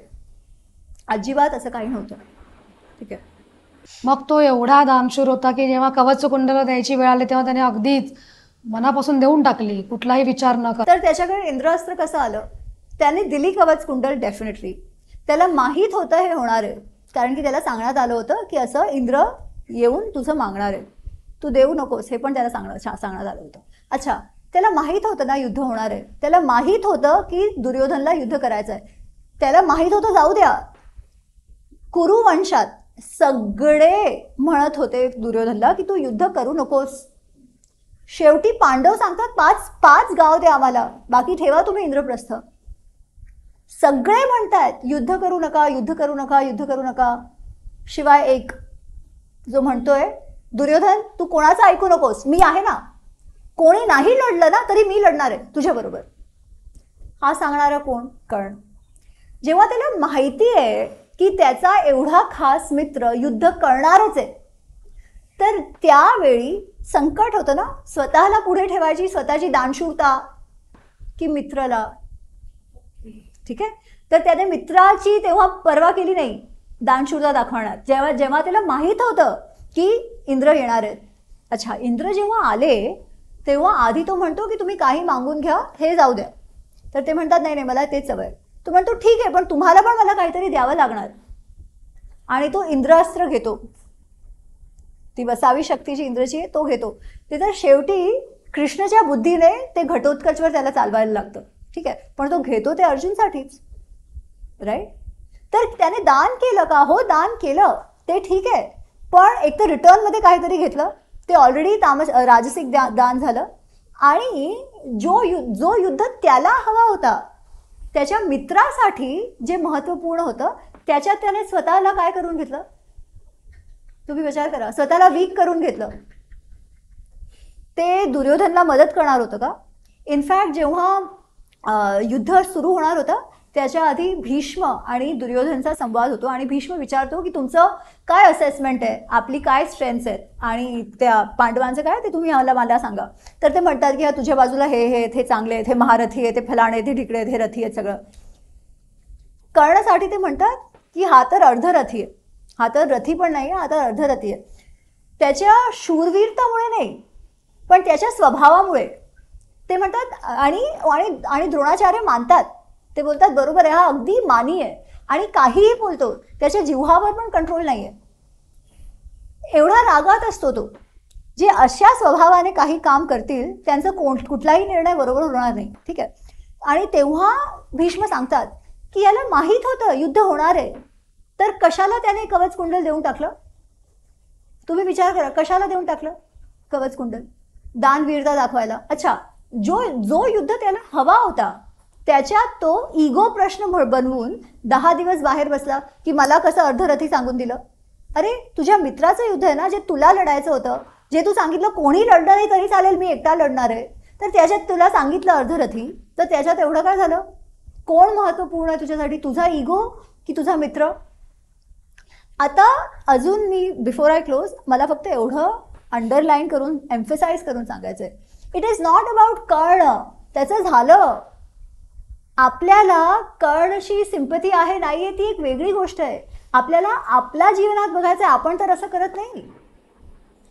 आपले व्हॅल्यूज आपण असं आपल्याला वाटतं वा वा वा मला फक्त खूप आतून चांगलं वाटतं म्हणून मी बोलत असते, पण त्याचा मला फायदा होतोय का नुकसान? एवढं मात्सर्य भाव काय केलं होतं त्याला पांडवांनी? काही केलं नव्हतं. तर एवढं मात्सर्य भाव का का का तो? आणि आपण म्हणतो तो खूप चांगला मित्र. आपल्याला चांगला मित्र हवा असेल तर आपल्याला कसा शोधावा?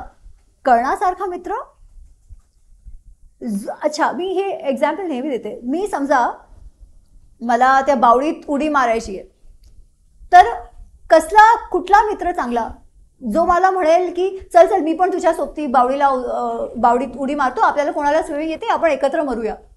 की असा मित्र जो म्हणेल की अरे तुला अक्कल नाही आहे का, काय करणार आहे बावडी उडी मारून, स्वतःचं नुकसान करून घेणार आहे, चल बाहेर निघ, असा मित्र चांगला? तर मित्रता काय असते हे तर समजायला हवं. कर्णासाठी, दुर्योधनसाठी नाही, आपल्यासाठी हे महत्त्वपूर्ण आहे. आणि हे महाभारतातून शिकायचं आहे. अरे मला तो खूप आवडतो बिचारा, नाही ते नाही, त्यांचं झालं. ही आपल्यासाठी एक उदाहरणं आहेत की आपण कुठल्या मूल्यांना आपण व्हॅल्यू द्यायची आणि काय नाही करायचं. पण त्याच्याऐवजी आपण बसून फक्त जजमेंट करतो, अरे बिचारा. कारण की आपल्याला सगळ्यांना असं वाटतं ना की आपली प्रगती का झाली नाही, बाकींमुळे. आपण तर तोप, मी तर काही करू शकते, पण हे माझे बाबा, माझी आई, माझे मित्र, माझे टीचर्स, त्यांच्यामुळे मी काही करू शकत नाही, आज इकडे बसले. नाही, मी तर काही केलं असतं. असं कधी होत नाही. आपण जे पण काय असतो ते आपल्यामुळेच असतो, ते शिकायचंय. पण हे जेव्हा हिरोफाय, आपण खोट्या हिरोंना हिरोफाय करायला लागतो, तेव्हा समज जाते बाहेर आणि फक्त संवेदना राहून जाते. फारच क्लिअर व्हायला मदत झाली. नवीन अँगल कळालेला आहे. मला वाटतं मी ताई महाराष्ट्रातल्या गेल्या 2-3 पिढ्या कर्णाच्या ह्याच्यावर पोचलेल्या असं आपण म्हणू शकतो. कर्णाचं किंवा कर्णाची थोरवी, कसं त्याच्यावर अन्याय झाला, हे मला वाटतं तुम्ही अगदी एक महाभारतातली थेट उदाहरणं देऊन त्याचं प्रतिमा भंजन किंवा खरे त्याचं स्वरूप उघडलं. ही तर पहिली गोष्ट महत्त्वाची आहेच, पण त्याच्याबरोबर तुम्ही त्याला जो आजचा अँगल जोडलात की आपण पण तसेच वागतो, इतरांकडे दोषारोप करतो, इतरांकडे बोट दाखवतो आणि स्वतःच्या दोषांकडे दुर्लक्ष करतो. तसं न करता स्वतः स्वयंभू किंवा स्वावलंबी होऊन आपण केलं पाहिजे. हा जो तुम्ही दिलात संदेश, तो माझ्या मते खरंच खूपच महत्त्वाचा आहे. तर थोडक्यात आपलं सत्र जे बघतात त्यांना आपण असं सांगू इच्छितो की कर्ण नायक होता का खलनायक होता का माहीत नाही, आपण डायरेक्ट म्हणू शकत नाही. नायक नक्की नव्हता हे आपण नक्कीच म्हणू शकतो. तर आता आपण नायक खलनायक ह्याच्याकडे थोडंसं वळूया. आता आपण आत्ताच कर्णाबद्दल बोललो. आपण आत्ता मी म्हणत नाही की समजा खलनायक असं आपण नको म्हणूया. पण जर का महाभारतातले आपण खलनायक म्हटले तर समजा शकुनी असेल किंवा दुर्योधन, धृतराष्ट्र, हे सगळे खलनायक खलपुरुष होते. सो त्यातला ह्याच्यातला एका सगळ्यात महत्त्वाचा खलनायक किंवा एक खलनायक किंवा हे सगळेच खलनायक होते का? असं हे नायक खलनायक म्हणजे काय हे आपल्याला समजण्याची गरज आहे. आपल्या संस्कृतीत नायक कोणाला म्हणतात आणि खलनायक कोणाला म्हणतात. असं नाही आहे की नायक म्हणजे 100% हिरा, काही प्रॉब्लेमच नाही आहे, कधी काही खोटं झालंच नाही आहे त्यांच्या हाती. खलनायक म्हणजे सगळं खोटंच खोटं, वाईटच वाईट, असं नाही आहे. नायक खलनायक याची जी डेफिनेशन जे आहे ते खूप सरळ आहे. सगळे मनुष्यच आहेत. सगळ्या मनुष्यांमध्ये सत्व रजस तमस असतं. सगळ्यांमध्ये, आपल्या सगळ्यांमध्ये कामक्रोध लोभ मोह मद मात्सर्य सगळंच असतं. ठीक आहे, हे सगळं असतंच. परंतु नायक कोण? जे कुठल्याही परिस्थितीत कामक्रोध लोभ मोह मद मात्सर्य ला कंट्रोल करून जे करायचं असेल, फक्त स्वतःसाठी नाही, स्वार्थापुरतं नाही, पण त्याच्या आजूबाजूला जुळलेली सगळ्यांसाठी जे करायचं असेल, जे चांगलं असेल ते करू शकतात, ते नायक. आणि खलनायक म्हणजे कोण? जे नेहमी फक्त मी आणि माझी आवड, माझा क्रोध, माझा हक्क, काम क्रोध लोभ मोह, फक्त त्याच बेसने जे निर्णय घेतात ते खलनायक. हे समजलं ना की आपल्याला हे अरे ते नायक ते खलनायक हे आपल्याला वेगळं करावं लागणार नाही, समजणार. अच्छा, आता ते नायक होते की खलनायक हे मी काय सांगू, आपल्याला व्यासजींनी सांगितलंय. महाभारतच्या संदर्भात आदी पर्वमध्ये हे येतं की युधिष्ठिर धर्ममय महाद्रुम, धर्माचा झाड, धर्माचा मोठा झाड म्हणजे युधिष्ठिर. युधिष्ठिरचं स्कंध, ते ट्रंक आपण म्हणतो ना, तो कोण? अर्जुन. शाखा कोण? भीम. फल, पान, फल, फूल हे सगळे कोण? ते सहदेव नकुल. आणि मूळ कोण? तर कृष्णा असं म्हणतात. आणि दुर्योधन साठी काय म्हटलं जातं माहिती आहे? मन्युमया महाद्रुम. मन्यू म्हणजे राग, रागाचा द्रुम, रागाचा झाड म्हणजे कोण? काम क्रोध लोभ मोह मद मात्सर्य, ते षडरिपुजे म्हणतात. त्याचा झाड कोण? दुर्योधन. त्याचा स्कंध कोण? मी म्हणत नाहीये, व्यासदेवजी म्हणालेत. महाभारतमध्ये श्लोक आहे, त्याचा स्कंध कर्ण, त्याची शाखा शकुनी आणि जे पान फूल जे आहे ते दुशासन. म्हणजे शकुनीला कर्णापेक्षा कमी त्यांनी सांगितलंय की म्हणजे कर्ण जेवढा वाईट होता तेवढे शकुनी पण मला वाटतं नव्हते. ठीक आहे. आणि त्याचं मूळ कोण? धृतराष्ट्र. कारण की हे सगळं युद्ध व्हावा की नाही व्हावा ते शेवटी तर धृतराष्ट्राच्या हातात होतं. पण तो आपल्या पुत्रमोहात एवढा अंध झाला होता, पुत्रांध मोहांध, त्याला काही दिसतच नव्हतं. तर तो आंधळा होता ते ठीक आहे, पण त्याची बुद्धी आंधळी झाली होती, ज्याच्यामुळे हे पूर्ण युद्ध झालं. आणि तो मूळ आहे हा राग नावाच्या, मन्यू नावाच्या झाडाचा. तर हे मी सांगत नाही, हे व्यासदेव सांगतात. म्हणजे शकुनी हा खलनायक होता, पण तो कर्णापेक्षा नक्कीच कमी होता. शकुनीचं कसं होतं ना, तुम्ही आजकाल हे इन्स्टा रील्समध्ये सगळी ही स्टोरीज पाहत असणार की अरे बापरे, शकुनी म्हणजे तो स्ट्रॅटेजिस्ट आणि तो असा लंगड चालतोय आणि ते गुफी पॅन्थरचा चेहरा किंवा अजूनही दुष्ट कुठला तरी दिसणार काळ्या कपड्यात, दूध खेळ आणि नेहमी या भांजे हे सगळं चालत असतं राईट. आणि असं सांगतात की हे सगळं जे झालं ते तर शकुनीने केलं. हे हस्तिनापूरचा विनाश जो आहे तो शकुनीने केला. आणि काहीतरी बॅक स्टोरी ते सांगतात की भीष्मानी त्यांच्याबरोबर काहीतरी अन्याय केला किंवा जबरदस्ती गांधारीचं लग्न करून दिलं एका आंधळ्याशी वगैरे. हे सगळं खोटं आहे, सगळ्याच्या सगळं खोटं आहे. त्याच्या सोंगट्या पण कुठल्या हाडांच्या बनल्या होत्या, बकवास, मायावी. अजिबात काही खरं नाहीये याच्यात. ठीक आहे, अजिबात काही खरं नाहीये. गांधार चांगलं राज्य होतं, पण हस्तिनापूरपेक्षा छोटं होतं. हस्तिनापूर अत्यंत समृद्ध राज्य होतं. त्या समृद्ध राज्याचं तुमच्याकडे प्रस्ताव आलाय लग्नाचं. तुम्ही मला सांगा, कोणी नाही म्हणणार का? थोडंफार मुलामध्ये कोणीही कॉम्प्रोमाइज करतं राईट. आत्ता तुम्ही आत्ताही करतात. घर चांगलं असलं की आपण म्हणतो ना जाऊ दे ठीक आहे, तरी तू राणी बनून राहणार आहेस, सगळं चांगलं आहे, घर चांगलं आहे. हे सगळं विचार करून द्रौपदीचे बाबा सुबल हे द्रौपदीचं लग्न करून देतात. असं काहीतरी अरे बापरे त्यांच्यावर काहीतरी जबरदस्ती केली, त्यांना बंदी बनवून ठेवलं, असं काही नाही आहे. ठीक आहे, खूप नॉर्मल आहे. काही स्टोरीच नाही आहे, काही मसालाच नाही याच्यात. ठीक आहे. आणि शकुनी तिला सोडायला आला आणि परत गेला. आता शकुनी दुर्योधनचा मामा आहे. मामाला आपल्या भाच्यासाठी कसं वाटतं, त्याला जे अवस्थं मी त्याच्यासाठी करणार. आणि दुर्योधन राजा झाला की गांधारला पण फायदा आहे. ठीक आहे, तेवढंच त्याचं इन्व्हॉल्वमेंट आहे. व्हेरी ऑनेस्टली हे सगळं जे चालतं ना की भीमला मारून देऊया लाक्षात, त्याच्यात सगळे ते इन्व्हॉल्ड आहेत डेफिनेटली. ठीक आहे, ते डेफिनेटली इन्व्हॉल्ड आहेत. पण हे काही ते स्ट्रॅटेजाईज करतायत आणि ते सगळं असं चेस बोर्डवर दुर्योधनला इथे खेळतायत ते असं काही नाही आहे.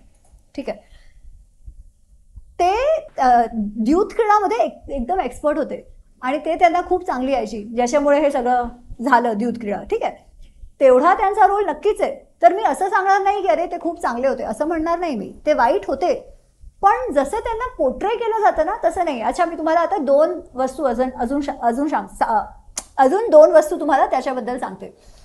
एक तर दुर्योधन हे जे महाभारतमध्ये त्यांना लंगडं असं दाखवतात ना, ते काही लंगडे वंगडे नाही आहेत महाभारतात. ठीक आहे, याचा एक प्रसंग, ते लंगडे कसे झाले तुम्हाला माहिती आहे? कारण की गुफी पॅन्थलना शूटिंग जेव्हा होत होतं BR चिवडा महाभारतचं, तेव्हा लागलं. ठीक आहे, आणि पायात लागलं म्हणून त्यांना बरोबर चालता येत नव्हतं. तर त्या लोकांना वाटलं की अरे हे तर मस्त स्पाइस ॲड होतं आणि त्यांच्या कॅरेक्टर बरोबर जातंय, तर ते कंटिन्यू ठेवलं. आणि त्याच्यानंतर अजून स्टोरीज ॲड व्हायला लागते की ते कसे लंगडे झाले, की त्यांनी ते काही चाकू मारलं आणि स्वतःला ते बदला घ्यायचा आहे, ते विसरायचं नाही, हां, म्हणून ते हे सगळं झालं. पण ते काही लंगडतच नाही आहे महाभारतमध्ये, हे तर सगळं असंच मसाला मसाला मसाला ॲड झाला आहे. अच्छा, आणि दुसरी गोष्ट म्हणजे एक प्रसंग असा आहे जेव्हा शकुनी पण दुर्योधनला सांगतात की बाबा दे त्यांना इंद्रप्रस्थ. ते गंधर्वांशी जेव्हा युद्ध होतं ना त्यांचं, तेव्हा पांडव वाचवतात दुर्योधनला. कर्ण तर पळून गेलाय, तर पांडव वाचवतात त्यांना. वयम पंचाधिकम शतम. हा, वयम पंचाधिकम शतम, ते बाहेरच्यांशी लढताना आपण 105 आहोत असं म्हणतो. हो, करेक्ट. म्हणजे मला वाटतं ते असं, हा, युधिष्ठिर असं म्हणतो, युधिष्ठिर म्हणतो. हा, पण युधिष्ठिर लढत नाही, ते बाकी 4 जे भाई आहेत त्यांना, त्यांना तो पाठवतो. एनिवेज, पण आता दुर्योधन वाचलाय, पण त्याचा अहंकार नष्ट झालाय. कारण की ते गेले कशाला होते, त्यांना दाखवायचं होतं पांडवांना की बघा तुम्ही कसे वनमध्ये राहतायत, बघा मी केवढ्या समृद्धीत राहतोय, माझ्याकडे बघा कसं सगळं भोग विलास सगळं, तुमच्याकडे काही नाहीये. हे त्याला शो ऑफ करायचं होतं, म्हणून ते गेले होते. पण हे तर उलटच झालं, पांडवांनी त्याला वाचावं लागलं. तर त्याला असं होतं मी तर इथे मरणार, मी माझं जीवन त्याग करणार इकडे. आणि कर्ण पण गेला होता तेव्हा. तर तेव्हा त्याला शकुनी म्हणतात की अरे बघ, एवढं सगळं तू केलंयस त्यांना, तरीही ते आले तुला वाचवायला. आता तू मोठं मन ठेव आणि त्यांना दे परत इंद्रप्रस्थ. तुला लोक म्हणतील की केवढा चांगला आहे हा. पण दुर्योधन तर दुर्योधन होता, तो म्हणतो नथिंग, मला नाही, मी इथेच मरणार. हे तर प्रश्नच उठत नाही की मी त्यांना सगळं काही काहीतरी देणार, असं इंद्रप्रस्थ परत देणार, हे सगळं तर प्रश्नच उठत नाही आहे. मी तर इथे जीवन त्यागच करणार आहे. तेव्हा आपला कर्ण परत येतो आणि तो म्हणतो अरे त्यांनी काही तुझ्यावर उपकार केला नाही आहे, तू तर राजा आहे आणि ते तुझे नागरिकांचं तर कर्तव्य असतं राजाचा जीव वाचवणं. आणि तू अजिबात तू चिंताच करू नको, मी आहे ना, वनवास त्यांचे संपवू दे, कसं मी मारतो अर्जुनला बघ तू. तर परत दुर्योधन असा खुश होऊन जातो आणि ते जातात. ताई, आता आपण खलनायकांबद्दल एवढं सगळं बोललो, मग आता देवावर बोलणं आलंच. तर श्रीकृष्ण हा देवाचा अवतार होता, त्यांना तर होणाऱ्या पूर्ण दुष्परिणामांची कल्पना होतीच. जर त्यांनी मनात आणलं असतं तर नक्कीच ते युद्ध थांबवू शकले असते. मग त्यांनी जराही प्रयत्न केला नाही का? त्यांनी युद्ध थांबवलं नक्कीच असतं. त्याबद्दल तुम्हाला काय वाटतं? हाच प्रश्न गांधारी विचारते कृष्णाला. पण माहितीये, हा प्रश्न अजिबात फेअर नाहीये. कारण की श्रीकृष्णाने प्रयत्न केला, आणि फक्त त्यांनी नाही, सगळ्यांनी प्रयत्न केला. ते स्वतः गेले मेसेंजर बनून, एम्बॅसिडर बनून, की भाई युद्ध टाळावा. आणि जेव्हा पांडव कृष्ण सगळे बसले होते, ते डिस्कस करत होते की काय करायचं काय नाही, तेव्हा भीम पण त्यांना म्हणतो की कृष्ण तुम्ही जेव्हा जाणार तिकडे, तेव्हा शांती स्थापित होणार, शांतीची स्थापना होणार असं तुम्ही करा. आणि कृष्ण हसतात की तू पण असं म्हणतोयस. आणि भीम म्हणतो की बघा, सर्वात आधी कुटुंबात शांती असणं गरजाचं आहे. युद्धात काय होणार काय नाही हे कोणी सांगू शकत नाही. दुष्परिणामच असतात युद्धाचे, आणि दोन्ही साईडला, राईट, दोन्ही साईडला. फक्त असं होणार नाही की कौरवांचं वाईट झालं, यांचे पण तर सगळे त्यांची जर नेक्स्ट जनरेशन तर गेलीच ना, पांडवांची पण. त्यांनी शेवटपर्यंत प्रयत्न केला. श्रीकृष्ण जेव्हा गेले ते म्हणाले बाकी सगळं जाऊ द्या, तुम्ही फक्त 5 गाव द्या, त्यांना त्यांची रोजीरोटी जीवन निर्वाह तरी करू द्या, तुम्ही ठेवा इंद्रप्रस्थ. अच्छा, इंद्रप्रस्थ जेव्हा पांडवांना मिळालं तेव्हा ते काही हे एवढं सुंदर राज्य नव्हतं, ते जरासं बॅरेन होतं, काहीच नव्हतं तिकडे. पांडवांनी स्वतःच्या परिश्रमाने तिथे एवढा सुंदर सुरेख समृद्ध राज्य स्थापित केलं. त्यांना मिळालं नव्हतं ते, ठीक आहे. ते म्हणाले तरी तुम्ही घ्या, ते 5 गाव द्या, ते राहतील. पण जेव्हा दुर्योधन असं म्हणतो की काय गाव 5 गाव काय की 1 गाव काय, मी त्या सुईच्या टोकावर जेवढी पण जमीन भूमी देणार नाहीये त्यांना, कारण की मी त्यांच्याबरोबर जगूच शकत नाही. तर तुम्ही काय करायचं, कसं थांबायचं? तेव्हा पण कृष्ण सांगतात धृतराष्ट्राला की अरे तू काय करतोयस, तुझं कुटुंब वाचव, तुझं राज्य वाचव, या तुझ्या मुलाला तू जेलात टाक, कारागारात त्याला टाक. काय करतोय तो? काय केलं दुर्योधननी? दुर्योधन कर्ण शकुनी त्यांनी एकत्र येऊन असा प्लॅन केला की कृष्णालाच बंदी बनवून घ्यायचं. जेव्हा दुसरी बाजू अशी आहे तेव्हा काय करायचं? अन्याय केव्हापर्यंत सहन करायचं? इनफॅक्ट जेव्हा त्यांची संधी वार्ता सुरू होते तेव्हा धृतराष्ट्र संजयला पाठवतात युधिष्ठिरला मेसेज द्यायला. पण माहिती आहे काय मेसेज देतात ते म्हणतात, युधिष्ठिर तुला तर खूप अक्कल आहे, तू समजतोस युद्ध चांगलं नसतं, युद्ध करून आपण राज्य मिळवलं त्याच्याऐवजी तुम्ही द्वारकात जाऊन राहिला शरणागतीमध्ये, ते तुमच्यासाठी जास्त चांगलं आहे, शांती असावी. युधिष्ठिर म्हणते तुम्ही मला सांगताय, मी तर शांतीसाठी पण तयार आहे आणि युद्धासाठी पण तयार आहे.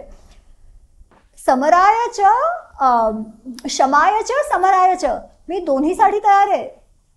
पण मी काय करू आता, तर तुम्हाला करायचं आहे. आम्ही तर वनवास पण सहन केला, पण एक लिमिट असते ना तुमची अन्याय सहन करण्याची. कारण की काय होणार तुम्ही अन्याय सहन करत राहिला तर? सपोज पांडव गेले असते आणि द्वारकात राहायला त्यांनी सुरू केलं असतं, तुम्हाला वाटतंय त्यांनी हे कर्ण दुर्योधन यांनी सोडलं असतं? कारण की ते काय म्हणतात, त्यांच्याबरोबर आम्हाला जीवायचंच नाहीये, जीवच शकत नाही आम्ही. तर युद्ध कोणामुळे झालं आणि कसं कोणीही असा युद्ध थांबवू शकतो? सगळ्यांनी सांगितलं. कोणाच्या हातात होतं? धृतराष्ट्राच्या हातात. तो राजा होता, पण त्याला काही करायचं, त्याने सांगितलं दुर्योधनला, त्याने सांगितलं की अरे बाबा तू असं करू नकोस. शेवटी तो पण सांगतो, पण त्याच्या हातात होतं, तो करू शकला नाही. तर आता देव काय करणार? देवाचं काय उद्देश असतं? धर्मसंस्थापनचं. ते यदा यदाही धर्मसे म्हणतात ना की कशाला माझा जन्म होतो, कशाला माझा अवतार होतो? धर्मसंस्थापनसाठी. तर इथे शांती हा युद्ध झाला नसता तर धर्मसंस्थापन झालं असतं का? तर आपण कसं त्यांना म्हणू शकतो? तुम्ही तर हे विचारलं की कसं त्यांनी थांबवलं नाही. मला कधीतरी हे सांगतात की त्यांनीच कशाला नाही घडून टाकलं नाही, तेच लढले असते, त्याने एकत्र सगळ्यांना संपवून टाकलं असतं है ना. फक्त आता युद्ध झाला त्याच्यामुळे काय झालं, खूप सारे लोक गेली, राईट. आणि काही सगळे वाईट होते असं नाहीये, दोन्ही बाजूला एवढा नुकसान झालं, एवढी लोक मरली, 2 क्षत्रियांची पिढी साफ झाली, राईट. तर लोक म्हणतात हे सगळं कशाला, त्यांनीच दुर्योधन कर्ण हे सगळ्यांना मारून टाकायचं होतं. माझा प्रश्न असा आहे, दुर्योधन कर्ण किंवा अजून कोणी तुम्ही घ्या, त्यांनी कृष्णाला काही केलं होतं का? हा युद्ध कोणाचा होता? अन्याय कोणाबरोबर झाला होता? ज्याच्याबरोबर अन्याय झालाय त्याचा कर्तव्य लढणं की बाकी कोणाचं कर्तव्य आहे? ज्यांच्यावर अन्याय झालाय. ऑब्व्हियसली. तर कृष्ण तर कसं काय करू शकतील? आपल्या संस्कृतीमध्ये आपण कर्मसिद्धांत म्हणतो, जे तुम्ही कराल ते तुम्हाला त्याचा जे पण चांगलं वाईट जे पण असेल, पण कर्म तुम्हालाच करावं लागतं. आणि तेच बघायचं आहे महाभारतात. इनफॅक्ट जेव्हा युद्ध पण होतं तेव्हा कृष्ण तेव्हा पण लढले नाही आहेत. पण तुम्ही धर्माच्या बाजूला असाल तर ते तुमचे सारथी अवश्य बनतील, तुम्हाला गायडन्स अवश्य देतील. पण तुमचं युद्ध ते लढू शकत नाही, कोणी लढू शकत नाही, ते तुम्हालाच लढावा लागतो, नाहीतर हारून बसून जावं. ते स्वतःवर असतं. ते महाभारतात शिकायचंय. रामायणात राम स्वतः लढायला जातात का? कारण की त्यांचं युद्ध आहे ते. ठीक आहे, ते त्यांचं युद्ध आहे. तर आपला युद्ध आपल्यालाच लढायला लागतो. तेव्हा देव कोणी काही करणारच नाही. ते कशाला करतील? आपण स्वतःला मदत करू शकत नाही तर कोणी करू शकणार नाही. आम्ही तुमच्यामुळे आम्हाला अजून एक आमच्या प्रेक्षकांना हे जे सत्र बघतात त्या सगळ्यांना महाभारताकडे आणि आपल्या आयुष्याकडे बघण्याचा एक वेगळा दृष्टिकोन मिळाला की एक तुम्ही महत्त्वाचं महाभारताचे संदर्भ देऊन तुम्ही अधोरेखित करताय की आपल्या रोजच्या आयुष्यात जे आपल्या प्रसंग ज्या घटना असतात किंवा आपली युद्ध जी असतात, आपल्या लढाया आपल्यालाच लढायच्या असतात, त्याच्यासाठी तुम्ही कितीही देवाची भक्ती करा पण देव तुमचं येऊन युद्ध लढणार नाही आहे. हा खरंच खूप महत्त्वाचा संदेश मिळालेला आहे. तर तुम्ही आत्ता जे म्हणालात की हे जे युद्ध आहे, युद्ध कृष्ण का लढला नाही, त्यानेच सगळ्यांना म्हणजे खलनायकांचा बिमोड करून एखादी युद्ध जिंकू शकला असता.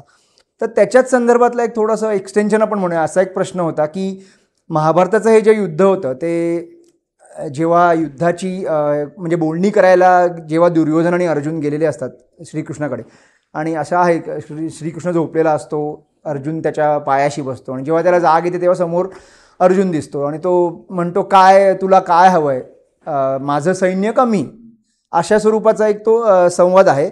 आणि त्याने श्रीकृष्णाची निवड केली अर्जुनाने. तर ते सगळं सैन्य दुर्योधनाला मिळतं आणि दुर्योधन खुश होतो.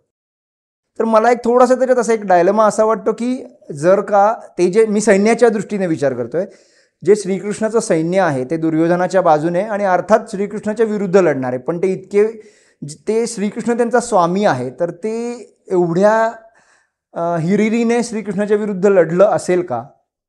तेव्हा कसं होतं ना की सपोज तुमच्याकडे कोणी आलं, तुमच्या राज्यात कोणी आलं की मला सपोर्ट करा, तर तुम्ही मी नाही करणार असं म्हणणार नाही कोणीही. ठीक आहे, तुम्हाला सपोर्ट करतील. आता इकडे काय होतंय, दोन्ही एकत्र आलेत. ठीक आहे, आणि तसं बघितलं तर कृष्णाचं किंवा द्वारकाचं हस्तिनापूर बरोबर असं काही वैर नव्हतं, राईट? तर ते कसं त्याला म्हणतील की नाही मला ही लोक आवडतात जास्त, मी तुझ्याकडे जाणार नाही आहे, असं होणार नव्हतं ते. आणि होतं कसं की दोन्ही आलेत. इनफॅक्ट दुर्योधन आधी आलाय, तर दुर्योधन आधी आलाय आणि मग अर्जुन तिकडे पोचलाय. ठीक आहे, पण 5-10 मिनटं इकडे तिकडे झाले असतील आणि कृष्ण झोपले होते. दुर्योधन तर जसं त्याचा स्वभाव आहे एकदम जाऊन बसतो त्यांच्या पलंगच्या बाजूला, आणि अर्जुन जसा त्याचा स्वभाव आहे तो जाऊन त्यांच्या पायाशी बसतो. ते उठतात आणि अर्जुनला बघतात आणि ते म्हणाले अरे तू कसा इकडे आलास? मग दुर्योधन म्हणतो मी पण आलाय, मी आधी आलो याच्यापेक्षा. तर कृष्ण म्हणतात तू आधी आला असशील पण मी त्याला आधी बघितलं. पहिलं तर मी त्याला आधी बघितलं आणि दुसरं म्हणजे तो तुझ्यापेक्षा लहान आहे, तर लहान थोरक्याचा पहिला हक अधिकार असतो, तर त्याला मागू दे. आणि त्याच्यात कंडिशन अशी आहे की एका बाजूला आहे मी, दुसऱ्या बाजूला आहे माझी नारायणी सेना, आणि मी शस्त्र उचलणार नाही. तर आता तुम्ही निर्णय घ्या की तुम्हाला कोण हवंय. अर्जुन आधी तू सांग. आता दुर्योधनला वाटतं अरे बापरे हा काय मागणार, सेना बिना मागितली तर गेलो आपण. पण अर्जुनला तर एक सेकंड पण लागला नाही. तो म्हणाला मला तर तुम्हीच हव्यात, मला तर तुम्हीच हव्यात. माझ्याकडे शक्ती आहे, माझ्याकडे सेना आहे, मला माहिती आहे की मी शत्रूंशी एकटा लढू शकतो, पण मला तुमच्यासारख्या सारथीची गरज आहे. आणि तो कृष्णाला घेतो.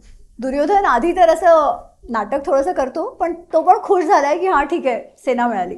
अच्छा, आता सेना युद्ध करणार की नाही बघा. तेव्हा सेना प्रोफेशनल्स असायचे, त्यांना सांगितलं, आणि त्यांचे सेनापती वगैरे असतील ना, हे तर यांची सेना पण अजून सेनापती वगैरे त्यांचे वेगळे असतील ना, तर त्यांना सांगितलं ज्या बाजूशी लढायचं आहे की ते लढतील. सिम्पल. एकदा त्यांनी सांगितलं की भाई तुमचं यांच्याबरोबर आहे तर तुम्ही लढा. आणि कृष्ण लढत तर नव्हतेच नाही तरी, राईट? अच्छा, परत यादवांमध्ये असं काही एक रूपता नव्हती की सगळ्यांनाच पांडव आवडायचे, असं नव्हतं. इनफॅक्ट बलरामना तर दुर्योधन जास्त आवडायचा, परंतु कृष्ण कारण की पांडवांबरोबर होते तर ते म्हणाले मी कृष्णाला सोडू शकत नाही.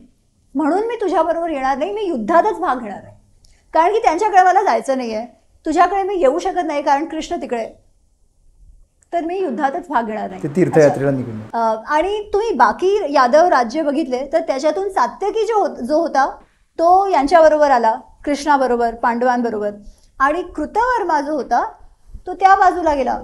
आता हे त्यांचे स्वतःचे इंडिव्हिज्युअल निर्णय होते, ठीक आहे, तर कोणाला कुठे जायचंय ते, तर असं ते प्रसंग घडला होता. असं आता म्हणजे ते युद्ध प्रसंगी असे आवाहन केलं जायचं की ज्यांना त्यांच्या बाजूने लढायचं ते लढू नाही, ते तुमच्याकडे येणार पर्सनली.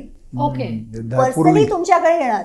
आता जसं शल्यचं झालं होतं, शल्य तर जात होते युधिष्ठिरकडे, युधिष्ठिर त्यांच्याकडे गेलं, युधिष्ठिरनी कोणाला पाठवलं नव्हतं त्यांच्याकडे, पण त्यांचे भाचे होते ना तिकडे, नकुल सहदेव, म्हणून शल्य येत होते. पण मध्ये दुर्योधननी त्यांना पकडलं आणि त्यांचा खूप सत्कार केला, आतिथ्य सगळं त्यांना दिलं, आणि त्यांना वाटलं युधिष्ठिरचं आहे म्हणून त्यांनी स्वीकार केला. आणि त्याच्यानंतर तो परत त्यांना जाऊन भेटतो आणि सांगतो की अरे मी हे सगळं केलंय, तुम्ही माझ्या बाजूने. आता ते कसं नाही म्हणतील, राईट? आणि मग ते असं म्हणतात की शल्य बोचत होता करणार, पण ते नंतर झालं. पण ते ऍक्च्युली ना शल्य बोचत होतं हे एवढं सिम्पल नाही आहे. सारथी जो असेल ना तो तुम्हाला खूप सारं सांगणार, काय बरोबर आहे काय वाईट आहे, ठीक आहे. तो जो प्रसंग आहे शल्यचा तो असा होतो की पहिलं तर शल्य हे स्वतः राजा होते मोठे, ठीक आहे. ते सारथी कसे बनले, ते स्वतः जाऊन थोडी सांगतायत की मी कर्णचा सारथी बनणार आहे, असं नाही आहे, राईट? 17व्या दिवशी आणि 16व्या दिवशी तर खूप सारे कौरव तसेच मारले गेलेत, दुशासन, शकुनी सगळे मारले गेलेत. आणि आता कर्णला आहे की अरे आत्ता मी काहीतरी करणार आहे. 17व्या दिवशी तो म्हणतो की मी तर आरामात अर्जुनला हरवू शकतो, पण माझ्याकडे कृष्णासारखा सारथी नाहीये. तर कोण असं आहे जे कृष्णसारखा सारथी बनू शकतो? तर ते स्वतः शल्यकडे जातात. शल्य सांगत नाही की तुम्ही माझ्याकडे या. अशा पहिली गोष्ट, स्ट्रॅटेजिकली तुम्हाला माहिती आहे ते कसे तुमच्या बाजूला आहेत, ठीक आहे. तर तुम्हाला कशाला त्यांना बोलवायचंय सारथी बनवायला, ते तर तुमच्याकडे आले नाही आहेत, ठीक आहे. दुसरं, ते राजा सारथी बनले तुम्हाला इव्हेंट तुमचे, तर काय होतं ते आधी तर ते म्हणतात असं कसं, तुला काय वाटतंय की मी योद्धा नाही तुम्हाला कर्णाचा सारथी बनवायला लावतोय? तर दुर्योधन सांगतो नाही असं नाहीये, आम्ही तर असं म्हणतोय की तुम्ही कृष्णाच्या समतुल आहात, कृष्णाच्या समतुल्य आहात म्हणून तुम्हाला सांगितलं. तर त्यांना वाटतं ठीक आहे, कृष्ण बरोबर त्यांनी मला समतुल्य सांगितलं, तर ते मग सारथी बनण्यासाठी ते अग्री करतात. अच्छा, त्याच्यानंतर जसा 17वा दिवस येतो तर कर्ण जशी त्याची सवय होती तो म्हणायला लागतो, आता बघा कसं मी अर्जुनला असं मारून टाकणार, बघा पांडव कसे असे पळून जाणार मला बघून. अरे बाबा, तुमचे सगळे लोक मेलेत आतापर्यंत, तू काही केलं नाही आहेस, राईट? आणि आता तू परत हे सगळं मोठमोठे शब्द बोलायला लागलाय की मी असा मी तसा, असं हारून टाकणार तसं हारून टाकणार. तर आधी शल्य त्याला खूप आरामात सांगतात की अरे बाबा तू काय हे बोललायस, तुला माहिती आहे का अर्जुन आणि भीम सगळे कसे आहेत? ते सगळे योद्धा असे आहेत की अर्जुननी तर शिवजींशी पण तो लढलाय आणि ते त्यांना प्रसन्न केलंय त्यांनी अर्जुननी. तर तो काही साधाचा क्षुल्लकचा योद्धा आहे असं नाही आहे. तर तू विचार करून कर, जे करायचं आहे ते, तुझी स्ट्रॅटेजी बनव, व्यूह बनव. पण जसं हे असं म्हणतात त्याला, कर्णचं कसं आहे, कोणीही अर्जुनला चांगलं म्हटलं ना की ह्याचं ते आत्ता माझी सटकली असं व्हायचं. एक शब्द अर्जुनला चांगला म्हटलं की ते लहान बाळ नसतं, त्याला कसं सांगितलं, मला नाही सांगितलं, तो असा नाहीये आणि तो असं करायला लागतो लहान मुलं, तसं त्याचं व्हायचं. कित्येकदा तसं झालंय. तर त्याचं अरे तुम्ही काय मला म्हणतायत, तुम्ही मद्रची लोक कसं असतात मला सगळं माहिती आहे, तुमच्या स्त्रिया अशी असतात, तुमची लोक अशी असतात, काही शौच नाहीये, काही हे नाहीये, काही बाउंड्रीज नाही. तो सुरू करतो. मग शल्य पण सुरू करतात, ठीक आहे. आता ऑब्व्हियसली ना तुला त्यांची गरज होती, राईट? आणि मग ते करतात. पण त्याच्यानंतर पण जेव्हा तो युद्ध सुरू होतो तेव्हा एक काहीतरी प्रसंग होतो जेव्हा अर्जुन कर्णाचं युद्ध सुरू आहे आणि कर्ण एक टार्गेट करतो, ठीक आहे. त्याला शल्य म्हणतात हे टार्गेट तुझं चुकणार आहे, हे बरोबर नाही आहे, तू परत कर, हे त्याच्या मुक्तावर लागणार आहे. कर्ण म्हणतो कर्ण 2 वेळा करत नाही टार्गेट आणि तो त्याच्या मुक्तावरच लागतो आणि तो काहीतरी स्ट्रॉंग असतं चालवचं असं. अरे कुठे अहंकार करायचा, कुठे ऐकायचं. जेव्हा तुम्हाला कृष्णासारखा सारथी मिळतो ना, तेव्हा तुम्ही त्या सारथीचा फायदा घ्या. तुमची बुद्धी चालवू नका, तुमचा अहंकार मध्ये आणू नका. शल्य पण चांगला सारथी होता. काय केलं कर्णनी? आणि तुम्ही ते प्रसंग वाचाल ना, तर युद्धात त्यांचं जे बोलणं झालं आणि कृष्ण अर्जुनचं जसं बोलणं झालं, कृष्ण पण कित्येकदा त्याच्यावर रागवतात, अर्जुनवर कित्येकदा रागवतात, काहीतरी बोलतात त्याला, मूर्ख, तुझ्यात बुद्धी नाहीये, तू बाळासारखा आहे, तुला तू असं करणार, तू हारणारच आहे, तू बघ ते किती चांगले आहेत, दुर्योधन किती चांगला आहे, कर्ण किती चांगला आहे. अर्जुन सगळं ऐकून घेतो, असं करत नाही. ठीक आहे. तो जो भाव असतो ना, ज्याला आपण इंग्लिशमध्ये ह्युमिलिटी म्हणतो, की बाबा ठीक आहे, मी त्यांना सांगितले सारथी, ते त्यांचं काम करतायत, मला कोणी काही म्हणायचंच नाही, मी महान, असं नसायला हवं असतं. ती ह्युमिलिटी आपण म्हणतो ना, मला माहीत नाही त्यासाठी कुठला शब्द वापरायचा, पण ते की अरे बाबा होऊ शकतं, मला माहीत नाही आहे, मी शिकणार, तुम्ही मला सांगा. ज्याने गीतामध्ये जेव्हा तो एकदम कन्फ्यूज झालाय अर्जुन, आणि आधी तर तो म्हणतो की मी लढणार नाही, काही नाही, पण त्याच्यानंतर तो म्हणतो की अरे मला खरंच कळत नाहीये, हे कृष्णा, मी तुझ्याकडे येतोय, मी तुला समर्पण करतोय. शिष्यस्ते हम शाधी माम त्वम प्रपन्न, मी तुमचा शिष्य म्हणून तुमच्याकडे आलोय, तुम्ही मला शिकवा, मी तुम्हाला समर्पण करतोय. हे जे समर्पण भाव आणि हे शिकण्याची जी जिज्ञासा असते ना, ती माणसात असायला हवी. राईट. त्याच्यात ती नव्हती. त्याच्यात अहंकारच, मला कसं असं सांगून दिलं, मला कसं तसं सांगून दिलं, मला कशाला सांगतायत की माझं ते चुकलेलं आहे. प्रॉब्लेम केपेबिलिटीचा नव्हता, तो खूप केपेबल होता. He is a great warrior Karna. पण जेव्हा बुद्धीवर तुमचा कंट्रोल नसेल ना, जेव्हा इंद्रियांवर कंट्रोल नसेल, जेव्हा काम क्रोध लोभ मोहावर कंट्रोल नसेल, तेव्हा असं असतं. म्हणजे आता तुम्ही जे काही कर्णाबद्दल किंवा इतर जे काही व्यक्तिरेखा आहेत त्याच्याबद्दल जे सांगता, ते सगळे वेदव्यास रचित महाभारतामधून. माझी जी पुस्तक पण आहे त्याच्यात मी संदर्भ सहित दिलंय की कुठला श्लोक मी घेतलाय हे करण्यासाठी. तर इंग्लिशच्या पुस्तकमध्ये तर लास्ट 50 पेजेस सगळंच फक्त संदर्भच आहे की कुठला श्लोक कधी. मग वेदव्यासांचे जे उल्लेख आहेत ते आपल्याला थोड्या थोड्या प्रमाणात येतच राहतात. तर अगदी म्हणजे शंतनू आणि सत्यवतीच्या विवाहापासून ते पांडवांच्या स्वर्गारोहणापर्यंत त्यांचे उल्लेख आहेत. तर ते त्या काळापर्यंत जिवंत होते का? आणि जे मुख्य जे युद्ध आहे त्या युद्ध प्रसंगी ते जिवंत होते? हो, युद्धात त्यांनी सहभाग घेतला होता की नाही? तर त्यांनी भाग घेतला नव्हता, पण ते आश्रम होतं त्यांचं कुरुक्षेत्राच्या बाहेर, तिथे ते बसले होते. अमिजी, तुमच्या बऱ्याचशा पॉडकास्टपैकी मी एक ऐकत होतो आणि एक मला अतिशय सुंदर त्याच्यात तुम्ही विवेचन केलेत, द्यूताचा प्रसंग आणि त्या अनुषंगाने द्रौपदीचं वागणं आणि त्याचे पुढचे झालेले परिणाम. असं की द्यूताच्या प्रसंगात द्रौपदीने जर का त्या अन्यायाला विरोध केला नसता आणि ती पण ह्यांच्याप्रमाणे मान खाली घालून तिने सगळं मान्य केलं असतं, तर कदाचित महाभारत घडलंच नसतं, पुढचे सगळे प्रसंग टळले असते. पण तिने ते केलं नाही. अशा अर्थ तुमचं एक, मला असं वाटतं की ते तुम्ही तुमच्या शब्दात आणि तुमच्या ह्याच्यात सांगितलं तर आम्हाला आवडेल ऐकायला. तर त्याची पृष्ठभूमी अशी आहे की वस्त्रहरणचा जो प्रसंग झाला तो अतिशय वाईट प्रसंग झाला, याच्याबद्दल काही प्रश्नच असू शकत नाही.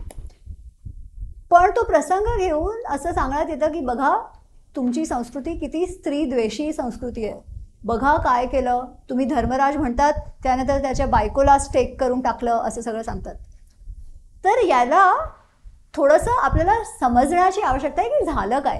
ठीक आहे, बिफोर हे सगळे नॅरेटिव्स आपण इम्पोज करून टाकतो, हे लेबल्स टाकून देतो, टाकतो की स्त्रीद्वेषी वगैरे वगैरे, ते समजावण्यासाठी मी हे प्रसंगाबद्दल बोलले होते.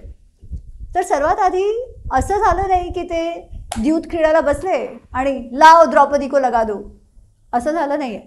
ठीक आहे, ते सर्व त्यांची जी धनराशी जे पण काही होतं राज्य सगळं हारले. आता बघा, जेव्हा द्यूतासाठी त्यांना इन्व्हिटेशन दिलं जातं ना, तेव्हा आधी ते म्हणतात की अरे द्यूतसाठी कशाला बोलवत आहेत, द्यूतने तर क्लेश होतं, परिवारात क्लेश होतं. पण आता त्यांना तेव्हा हाइंडसाईट नव्हती ना की हे सगळं होणार आहे. त्यांच्यासाठी तर चला गेम आहे आणि काका बोलवतायत तर ठीक आहे जाऊया, कसं ते नाही म्हणतील. आणि असं पण म्हणतात की क्षत्रियांना युद्धासाठी किंवा द्यूतासाठी बोलवलं की तुम्ही नाही म्हणू शकत नाही.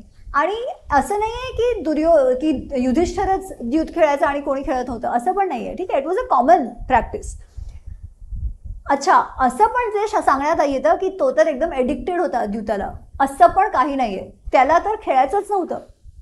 पण आता बोलवलंय तर काय करायचं, राजा आहे तर तो आला. आणि राजसूय नंतर हे झालं होतं. तर धृतराष्ट्राने सांगितलं होतं की आम्ही नवीन क्रीडा भवन बनवलं आहे तर तुम्ही या खेळूया. अच्छा, जेव्हा गेम सुरू होते ना तेव्हा दुर्योधन म्हणतो की माझ्या पक्षाने माझे मामा खेळतील. तर तेव्हा युधिष्ठिर म्हणतो अरे असं कसं, हे तर बरोबर नाही आहे, ज्यांनी आम्हाला आमंत्रित केलं आहे त्यानेच खेळायला हवं. तर शकुनी म्हणतो अच्छा ठीक आहे, तुम्हाला नाही खेळायचं आहे का, असं आहे का. आता बिचारा तो काय म्हणणार, कारण की तो तिकडे फसला आहे, आता तिथे आहे. ठीक आहे, तर तो म्हणतो ठीक आहे चला. पण तो तेव्हा पण युधिष्ठिर म्हणतो शकुनीला की तुम्ही एवढं जसं बोलताय, तुमची जी भाषा आहे, आपण हे काही खूप चांगलं काम करत नाही आहे द्यूत खेळून, की तुम्ही असं जसं म्हणताय. परत तो म्हणतो तुम्हाला खेळायचं नाही आहे का, तर तो बोलतो नाही ठीक आहे खेळूया, कारण की आणि राजा तिकडे बसलाय, सगळ्यांच्या समोर हे चालू आहे तर खेळूया. तर सगळं काही जे काही होतं इंद्रप्रस्थ सगळं गेलं. आता त्या परिस्थितीमध्ये तुम्ही कुठल्याही मनुष्याचं मानसिक स्थिती विचार करा, सगळं गेलंय. राजसूय यज्ञ एवढा भव्य यज्ञ आत्ताच झाला होता. राजसूय यज्ञ म्हणजे युधिष्ठिर चक्रवर्ती राजा झाला होता भारतवर्षाचा, फक्त इंद्रप्रस्थाचा नाही. आणि आता असं सगळं गेलं काय, ह्याच्या तिथे समोर बसून बसून सगळं गेलं. तर तेव्हा काय होतं ना की तुम्हाला असं असतं की अरे एकही डाव मी जिंकलो की सगळं मला परत मिळेल, एकही डाव जिंकलो की सगळं मला परत मिळेल. तर सगळं जेव्हा जातं तेव्हा तो आधी आपल्या भावांना लावतो, ते पण नाही. आता त्यांना लावलं, स्वतःला लावणार नाही ते बरोबर नाही आहे, स्वतःला लावतो. मग काय झालं, सगळे दास झालेत, हारले. तर तो म्हणतो आता तर माझ्याकडे काही नाही आहे, झालं सगळं.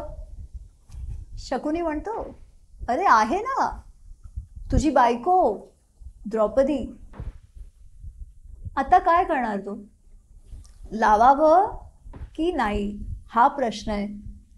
शकुनी म्हणतो पणस्व द्रौपदी पुनर्जय, द्रौपदीला लाव आणि परत जिंकू शकतोस तू, सगळं मिळेल तुला परत. अच्छा, आता समजा युधिष्ठिरने तिला लावलं नसतं, त्याने स्वतः लावलं नाही, ही जी परिस्थिती जी झाली होती त्याच्यात शकुनी म्हणाला. आता त्यावेळी तो म्हणाला असता की नाही नाही मी काही करणार नाही आहे, बसून राहिला असता, तर ते सगळे दास झाले होते, ते दास झालेच होते. ठीक आहे, कोणाला त्यांच्यासाठी काही करुणा, सिंपती, एम्पथी काही झालं असतं, काही नाही. तर अच्छा, आणि ते तर दास झालेच असते.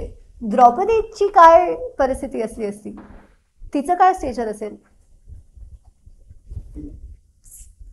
तिचे सगळे पती दास झालेत, ती त्यांची पटराणी आहे, तिची काय परिस्थिती होणार, ती दासी आहे की नाही आहे. तिचं स्टेटस तसं बघितलं तर दासीच झाली ना ती पण, विदाऊट एनिथिंग. ती थोडी त्यांना सोडून जाणार आहे, ते दास म्हणून राहतील तर तिला तसंच राहावं लागणार होतं. ठीक आहे, तर एनिवे जेव्हा ते स्टेक करत होते ना द्रौपदीला, तेव्हा जे ते बोलतात तिच्याबद्दल ते ऐकण्यासारखं आहे. ते जोरात म्हणतात, सगळ्यांना ऐकू येणार, क्लिअर कट असं, की द्रौपदी कशी स्त्री आहे, तिच्यासाठी एवढं सुंदर ते तिचं वर्णन करतात, तिच्या स्वभावाचं वर्णन करतात. आणि ते म्हणतात की एका गृहस्थाला धर्म अर्थ काम हे सगळे बरोबर जगण्यासाठी, हे सगळे धर्मांचं पालन करण्यासाठी जशी स्त्रीची गरज असते ना तशी ही द्रौपदी आहे. तर ते कळवत आहेत सगळ्यांना की हे बघा कोणाला लावायला करतायत, काय करतायत तुम्ही बघा, तुमची पुत्रवधू अशी स्त्री आहे ही, एवढी महान स्त्री आहे ही. लावतात, हारतात.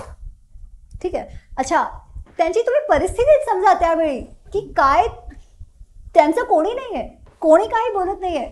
विदुर म्हणाले विकर्ण बोलला, त्याला गप्प बसवून दिलं. धृतराष्ट्र हसतायत, काय झालं, जिंकले का, काय झालं, जिंकले का. विचार करा, राजा तिथे बसून हसतायत, हे तर आपल्या काकांच्या घरी आलेत, शस्त्र अस्त्र काही नाही आहे, सगळे हारलेत. काय करायचं तेव्हा? तर तेव्हा मग द्रौपदीला आणलं जातं आणि द्रौपदी खूप मनस्विनी आहे आणि ती येऊन सांगते की अरे असं कसं, मी जिंकली का? मी जो स्वतःला हारला तो मला कसा स्टेक करू शकतो? ठीक आहे, हा प्रश्न ती विचारते येऊन. आणि जेव्हा प्रश्न ती विचारते तेव्हा कोणी उत्तर देत नाही आधी. ठीक आहे, ती सगळ्यांना विचारते, कोणी उत्तर देत नाही. मग भीष्म म्हणतात माझ्याकडे याचं उत्तर नाही आहे. तुझे मोठे पती ते स्वतः धर्मराज आहेत, त्यांच्याकडेच त्याचं उत्तर असेल. पण मला एवढं माहिती आहे की ह्या परिवाराचं, कौरव परिवाराचा आता विनाश होणार आहे. आज जे पण काही झालं त्याने या परिवाराचा विनाश होणार आहे ते तर मला दिसतंच आहे, असं ते म्हणतात.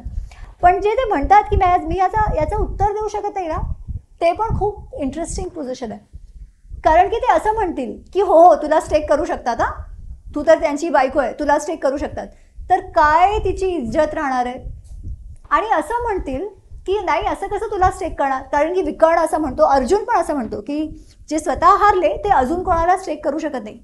त्यावर कर्ण काय म्हणतो माहिती आहे?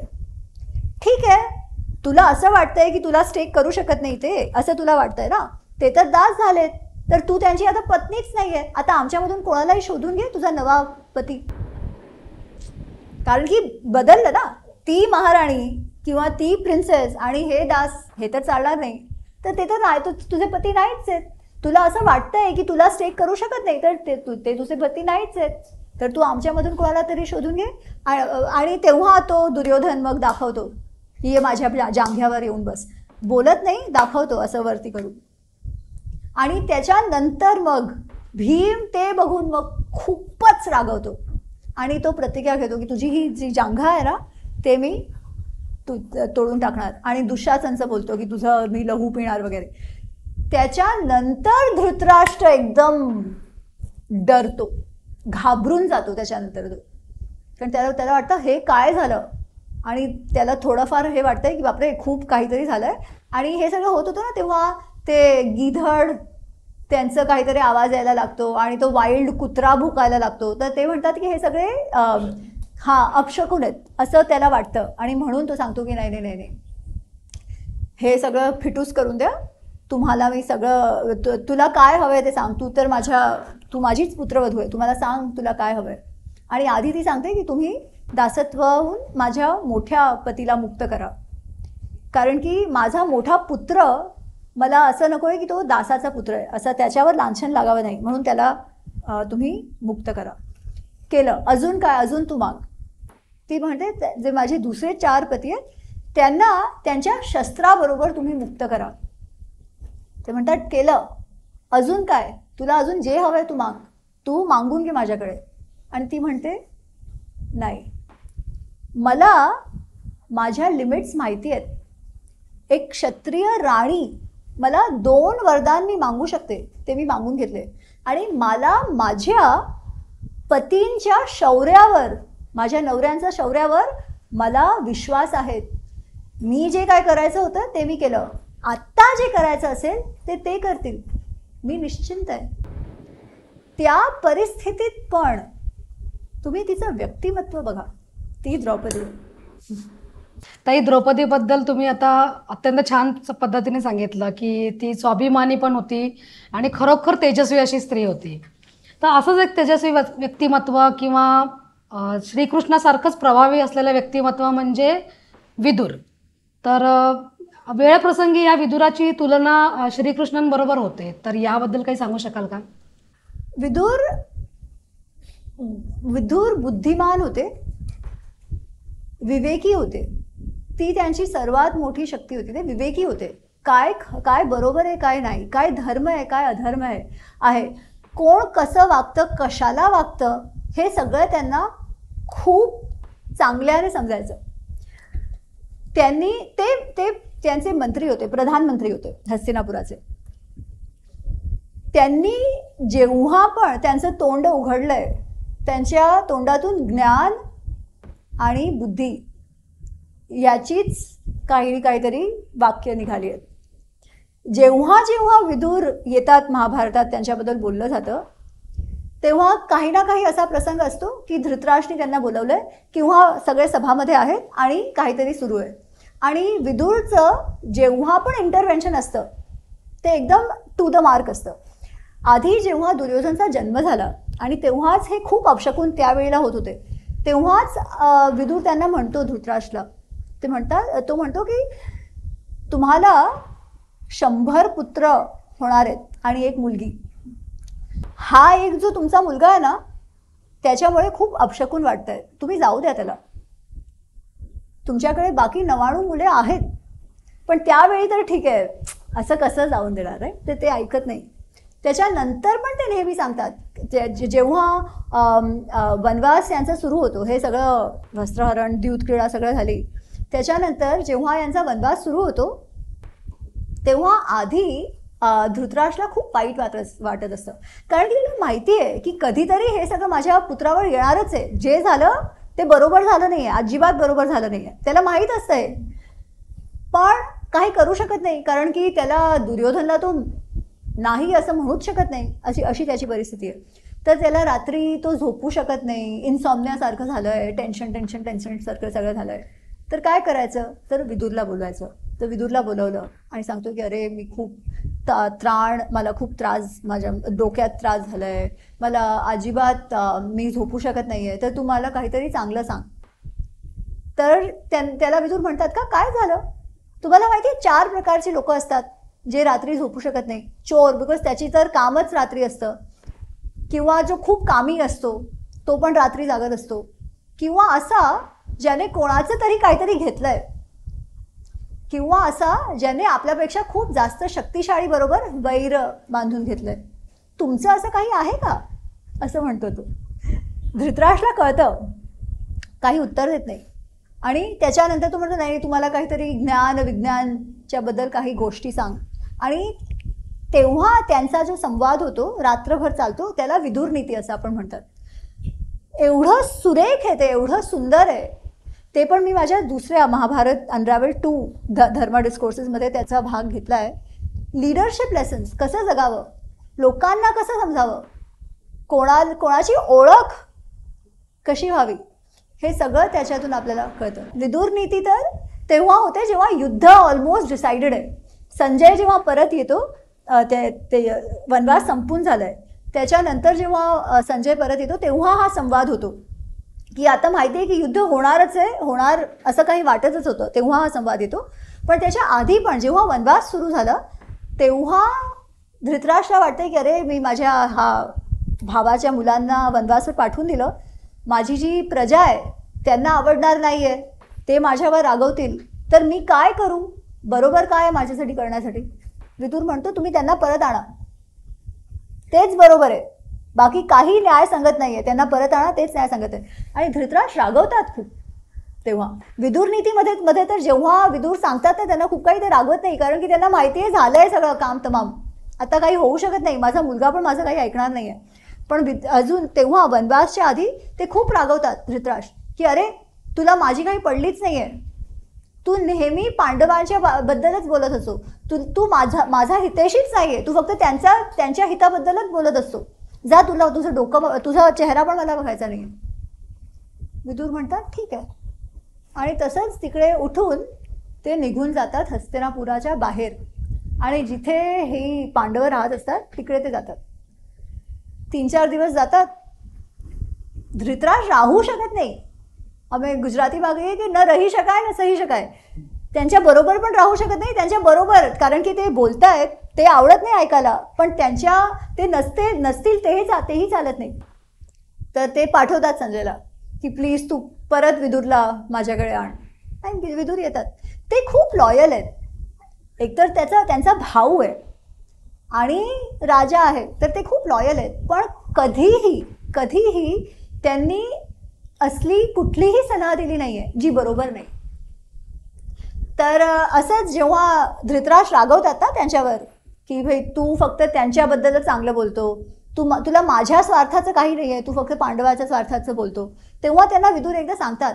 एक खूप सुंदर सुभाषित आहे जे आपण बोलतो, आणि तोच श्लोक रामायणमध्ये पण आहे. पण हे त्यांना सांगतात विदुर, सुलभः पुरुषा राजन सततम प्रियवादिनः की हे राजा अशी माणसं तर तुला खूप भेटतील जे सतत असंच बोलतील जे तुला आवडतं, तुझं प्रिय आहे असं तर बोलणारे खूप असतील, पण अप्रियस्य तू पथस्य वक्ता श्रोताच्या दुर्लभ, तुला आवडणार नाही पण तुझ्यासाठी जे बरोबर आहे,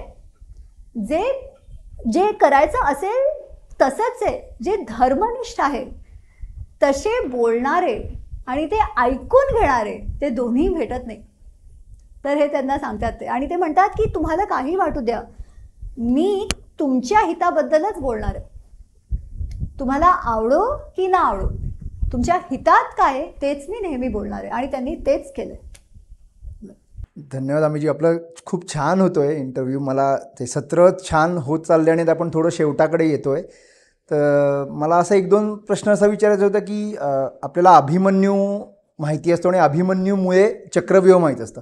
तुमचं जे पहिलं पुस्तक अनुवादित झालेलं दीपालीताई पाटवदकर यांनी केलेलं आहे, ते त्यांनी ते खूप छान तुम्ही दिले की चक्रव्यूह हा एक व्यूह आहे. असे बरेच प्रकारचे व्यूह महाभारताच्या युद्धात वापरले गेलेले आहेत. तर एक वाचक किंवा एक सामान्य माणूस नागरिक म्हणून कोणाला चक्रव्यूह सोडून इतर काही माहितीच नसतं. तर त्याच्याबद्दल थोडं तुम्ही सांगू शकाल का? तुम्ही दीपालीताईचं नाव घेतलं तर मी हा पॉडकास्टचा अवसर घेऊन मला त्यांना खूप आभार त्यांचा व्यक्त करायचा आहे. पुस्तकाचे अनुवादक सगळ्या भाषात चांगले भेटतात असं नाही आहे, पण जे महाभारत अनरावल्डचं मराठी अनुवाद दीपालीताईंनी केलं आहे, दीपाली पाटवळकर पुण्याचे आहेत, मला वाटतं तुमच्या पॉडकास्टवर गेस्ट पण आले आहेत ते आहे ना. तर त्यांनी महाभारताचे अनावरण ते एवढं सुरेख त्यांनी मराठीचा अनुवाद केलं आहे की ज्यांना मराठी येतं त्यांना मी सांगणार की माझं इंग्लिश वाचलं नाही तर चालेल, पण मराठी तुम्ही नक्की वाचा. तर ताई तुमचं खूप खूप आभार. आणि अभिमन्यू चक्रव्यूह जे तुम्ही सांगितलं, तर व्यूहरचना 18 दिवसाचा जो युद्ध होता, 18 दिवसामध्ये सगळ्या दिवसात झाली आहे आणि दोन्ही बाजूनी केली आहे. ठीक आहे, सर्वतोमुखी, सर्वभद्र, शेन व्ह्यू, गरुड व्ह्यू, मकर व्ह्यू, किती सारे व्ह्यूज आहेत. व्ह्यू म्हणजे काय? अरेंजमेंट, मिलिटरी अरेंजमेंट, की तुम्ही तुमची सेनाला कसं तिथे प्रांगणावर ते युद्धभूमीवर कसं सेट करताय. काही पोझिशनिंग, काही व्यूह कसे असतात विच आर ऑफेन्सिव्ह, जे तुम्हाला अटॅक, आक्रमण करणारी असतात. जेव्हा एका बाजूने आक्रमण करणारी व्यूह घेतली असते तेव्हा दुसरी बाजू डिफेन्स व्यूह घेतात. ठीक आहे, तसं व्हायचं.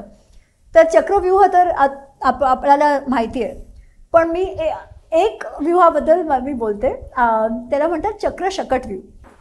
आणि जेव्हा जयद्रथचा प्रसंग येतो ना की अभिमन्यूचं मृत्यू झालं तेव्हा अर्जुन तिकडे नव्हता, पण त्याला जेव्हा कळलं तो परत येतो आणि बघतो की माझा पुत्र त्याचं वध झालं आहे. आणि का तर जयद्रथ कोणालाही चक्रव्यूहच्या आत घुसू दिलं नाही त्यांनी. तर तो जयद्रथवर रागवतो आणि तो बोलतो की उद्या मी जयद्रथचा वध करीन आणि सूर्यास्त आधी त्याचा वध करू शकलो नाही तर मीच अग्नीत माझा देहत्याग करीन. अच्छा, तर कृष्ण त्याला खूप रागवतात असं केल्यामुळे, पण जाऊ दे, त्यांनी प्रतिज्ञा तर घेतली. आता दुसऱ्या दिवशी कौरवांनी फक्त एकच गोष्ट करायची होती, जयद्रथला वाचवून ठेवायचं होतं, कसं तरी लपवून ठेवायचं होतं. ठीक आहे, कारण की सूर्यास्तपर्यंत त्याला वाचवलं जयद्रथला की युद्ध समाप्त ना, अर्जुनच नाही आहे तर काय युद्ध, राईट, सगळं झालं असतं. तर त्यांना फक्त एवढं करायचं होतं की जयद्रथला लपवून ठेवायचं, वाचवून ठेवायचं. आणि सगळ्यांना वाटतं हे तर होऊनच जाणार ना. तर आणि द्रोणाचार्य पण सांगतो की तुम्ही चिंता करू नका, मी व्यूह बनवणार आहे. तर ते चक्रशकट व्यूह बनवतात. चक्रशकट म्हणजे आपली बैलगाडी असते ना, बुलक कार्ट, त्याच्यासारखं असतं. पण फक्त चक्रशकट नाही, ते तर एक तर खूप मोठं 25 माइल्स बाय 18 माइल्स असं काहीतरी ते मोठं व्ह्यू आहे. त्याच्या आतमध्ये ते पद्मव्यूह बनवतात. पद्मव्यूह म्हणजे लोटससारखं, कमळासारखं. ठीक आहे, त्याच्या आतमध्ये शूची मुख, आपली सुई असते ना त्याचं मुखासारखं ते ओपनिंग, आणि त्याच्यात पाठी जयद्रथ आहे. बापरे. ठीक आहे, आणि सगळे कौरव योद्धा फक्त त्याच्याच सेवेत आहेत की त्याच्याकडे फक्त आपण अर्जुनला पोचू द्यायचं नाही, बस. त्या दिवशीचा युद्ध एवढाच होता आणि तरीही सगळ्यांना ओलांडून सगळ्यांशी युद्ध करून अर्जुन पोचतो आणि जयद्रथ वध करतो. आणि तो वधाचा प्रसंग एवढा सुरेख आहे की विचारू नका. सगळे सांगतात अरे कृष्णामुळे झालं. कृष्णामुळे झालं नाही आहे. ते जे आहे ना की त्यांनी असं असं केलं त्या सूर्याचं, हां, ते आपल्याला क्रिटिकल एडिशनमध्ये मिळत नाही. ठीक आहे. इनफॅक्ट तो प्रसंग गीता प्रेसमध्ये आहे, पण त्या प्रसंगाच्या आधीच त्यांनी हे करण्याची गरजच नव्हती, कारण की त्याच्या आधीच जयद्रथ जो आहे तो अर्जुनच्या समोर आलाय. ठीक आहे. पण ज्या रीतीने अर्जुन जयद्रथचा वध करतो ते एवढं मस्त आहे. त्याला कृष्ण सांगतात की तू याचं डोकं कापायचंच, परंतु हे लक्षात ठेव की समज हे पडलं खाली तर तू पण भस्म होऊन जाणार, कारण की त्याच्यावर वरदान आहे जे त्याच्या बाबांनी दिलं आहे. त्याचे बाबा आता संन्यासी आहेत आणि ते बाहेर कुरुक्षेत्राच्या बाहेर आहेत, तपस्यामध्ये आहेत. कारण की ज्याच्या हाताने त्याचं डोकं खाली पडेल, त्याचं मुंड खाली पडेल, तो पण भस्म होऊन जाणार, असं त्याच्यावर वरदान आहे. तर ते समजा तुझ्या हाताने खाली पडलं की खतम. तू काय करायचं, समहाव त्याच्या बाबांच्या कुशीत ते घालायचं. तर कसं करायचं, एका बाणाने तर होणार नाही. तर अर्जुन आधी एक बाण सोडतो ज्याने त्याचं डोकं कापलं जातं, पण मागच्या माग बाणावर बाण आणि त्याची तुम्ही ते टार्गेट बघा, बाणावर बाण, बाणाच्या पाठी बाण. तर दुसरं आलं की त्यांना मोमेंटमने ते आगे जात आहे. तर ते मोमेंटममुळे बाणापाठी बाण आणि तसं मोमेंटम क्रिएट करून उडवून, म्हणजे पंख नाही, उडवून बिकॉज ऑफ बाण तो तिकडपर्यंत घेऊन जातो, बाहेरपर्यंत, आणि त्याच्या पिताजीच्या कुशीत ते पडतं. आणि त्यांना माहीत नव्हतं असं होणार आहे, तर ते एकदम उठतात आणि त्यांच्या कुशीतून ते खाली पडतं, तर ते भस्म होऊन जातं. पण जे ती स्किल आहे ना, अर्जुनला जे म्हणतात ना की ही इज अ ग्रेट वॉरियर, त्याचं कारण आहे तुम्ही त्याची स्किल अनमॅच्ड. आणि कृष्णाचं पण तेवढंच श्रेय आहे, त्याने ते गाईड माहीत होतं. हो, पण गाईड करणं हे करू शकता, राईट. तुम्हाला कोणी म्हणे की एवढं दूर तुम्हाला टाकून द्यायचंय, आणि असं की तुमचं टार्गेट असं की त्या बाणाच्या टोकाला लागणार आहे एकदम एकानंतर एक, आणि त्या स्पीडवर, नाहीतर स्पीड पण कमी होऊन जाणार, राईट. It's like fantastic. असे किती सैन्य लढले होते सेना युद्धामध्ये? तर पांडवांच्या बाजूला 7 अक्षाहुणी सेना होती आणि कौरवांच्या बाजूला 11. 1 अक्षाहुणी सेना, त्याच्यात रथवर लढणारे योद्धा, घोड्यावर लढणारे, हाथीवर लढणारे, हे सगळे येऊन जातात. ठीक आहे. असं मिळून 1 अक्षाहुणीमध्ये नियर अबाउट्स 2.5 लाख लोक असतात, नियर अबाउट्स. तर 18 अक्षाहुणी म्हणजे टोटल अबाउट 48 लॅक्स, 50 लाखच्या सुमारे लोकांनी भाग घेतला होता युद्धात. म्हणजे 18 दिवसात हे 18 अक्षयहिणी सैन्य सगळं नाहीसं झालं ना? काही वाचले मला वाटतं, काही सैनिक जिवंत राहिले असतील, पण जे सेनापती आणि योद्धा होते त्याच्यात फक्त 11 राहिले होते. 5 पांडव, कृष्ण, सात्यकी यांच्या बाजूला, आणि युयुत्सू हे 8 यांच्या बाजूला, पांडवांच्या बाजूला, आणि त्या बाजूला अश्वत्थामा, कृपाचार्य आणि कृतवर्म, बस. बापरे, किती मोठा संहार, मोठा संहार. आणि का? दुर्योधनची हट आणि कर्णचं मात्सर्य. म्हणून ते आपण म्हणतो काही झालं की महाभारत, मोठं महाभारत झालं, त्याचा तो अर्थ आहे, एवढा विनाश होऊ शकतो. मी मगाशी म्हटलं तसं अमिताई, आपण आता शेवटाकडे आलो आणि खरोखर म्हणजे हे सत्र संपू नये अशी आमची सगळ्यांचीच इच्छा आहे, आपल्या श्रोत्यांची तशी इच्छा आहे. पण प्रत्येक चांगल्या गोष्टीला कुठेतरी शेवटचा टप्पा असतो, तसा आपण शेवटाकडे येतो आहे. तुम्ही आमच्या सगळ्या मनातल्या शंकांची, प्रश्नांची खूप छान ससंदर्भ, सूक्ष्म सगळे संदर्भ देऊन उत्तरं दिलीत, त्याबद्दल मी आधीच आभार मानतो. आणि फक्त शेवटचा प्रश्न तुम्हाला असा आहे की तुमचं आता भविष्यातली काही प्रोजेक्ट्स, फ्युचर प्रोजेक्ट्स आहेत का? आणि जी तुमची आता एक पुस्तक तुमचं मराठीत अनुवादित झालेलं आहे आणि अजून 2 म्हणजे महाभारताचा भाग 2 आणि रामायण हे अजून मराठीत नाही आहेत अनुवाद, तर त्याचे मराठीत अनुवाद होणार आहेत? हो, तर विचार आहे. महाभारतचे अनावरण झालं आहे रामायणचं राहिलं आहे आणि पार्ट 2 जे महाभारत पार्ट 2 आहे ना, महाभारत अनरावल्ड पार्ट 2 ते इंग्लिशच याच वर्षी आलं आहे. तर त्याचं पण अनुवाद होईल मला वाटतं 1-2 वर्ष त्याला तर लागणार आहे. हिंदीमध्ये 2 आलेत, महाभारत 1 आणि रामायण, आणि गुजरातीमध्ये पण सुरू आहे. तर जेवढी भाषा मला येतात तेवढ्यात मला करून घ्यायचं आहे. ते सुरू आहे. आता मी लिहिणं अजून सुरू केलं नाही आहे, पण अर्थशास्त्र, भगवद्गीता, योग त्या विषयांवर कृष्ण इच्छा असेल तर होईल लिहायचं असं मला वाटतं. आणि त्याच्याऐवजी मी शिकवते, तर त्याच्यात मी खूप बिझी असते. महाभारत, रामायण, कारण की तेच आहे ना, आपण आपले ग्रंथ वाचत नाही, फिक्शन वाचतो आणि आपल्याला फरक पण माहीत नसतं. तर माझा असा प्रयत्न असतो की थोडंफार तर ते संस्कृत कानात पडू दे आणि थोडंफार संस्कृत टेक्स्ट काय आहे ते बघून त्याच्यात काय आहे ते थोडंफार बघूया. तर शॉर्ट कोर्सेस असतात महाभारतचे, रामायणचे. आत्ता माझं पतंजली योगसूत्रचा सेशन सुरू आहे, बस संपणार आहे आता. आता नवरात्री येणार आहे उद्यापासून ना, तर त्याचे लास्ट 5 दिवस देवी महात्म्य आम्ही सगळे एकत्र होऊन वाचणार आहे, म्हणजे जे पार्टिसिपेट करतील. तर हे सगळं पण सुरू असतं. क्या बात आहे ताई, तुम्ही फार वेगवेगळ्या प्रोजेक्ट्समध्ये आहात हे आम्हाला तर नाविन्याने कळलेलं आहे. आणि आमच्याकडून तुमच्या पुढील प्रोजेक्टसाठी खूप खूप शुभेच्छा.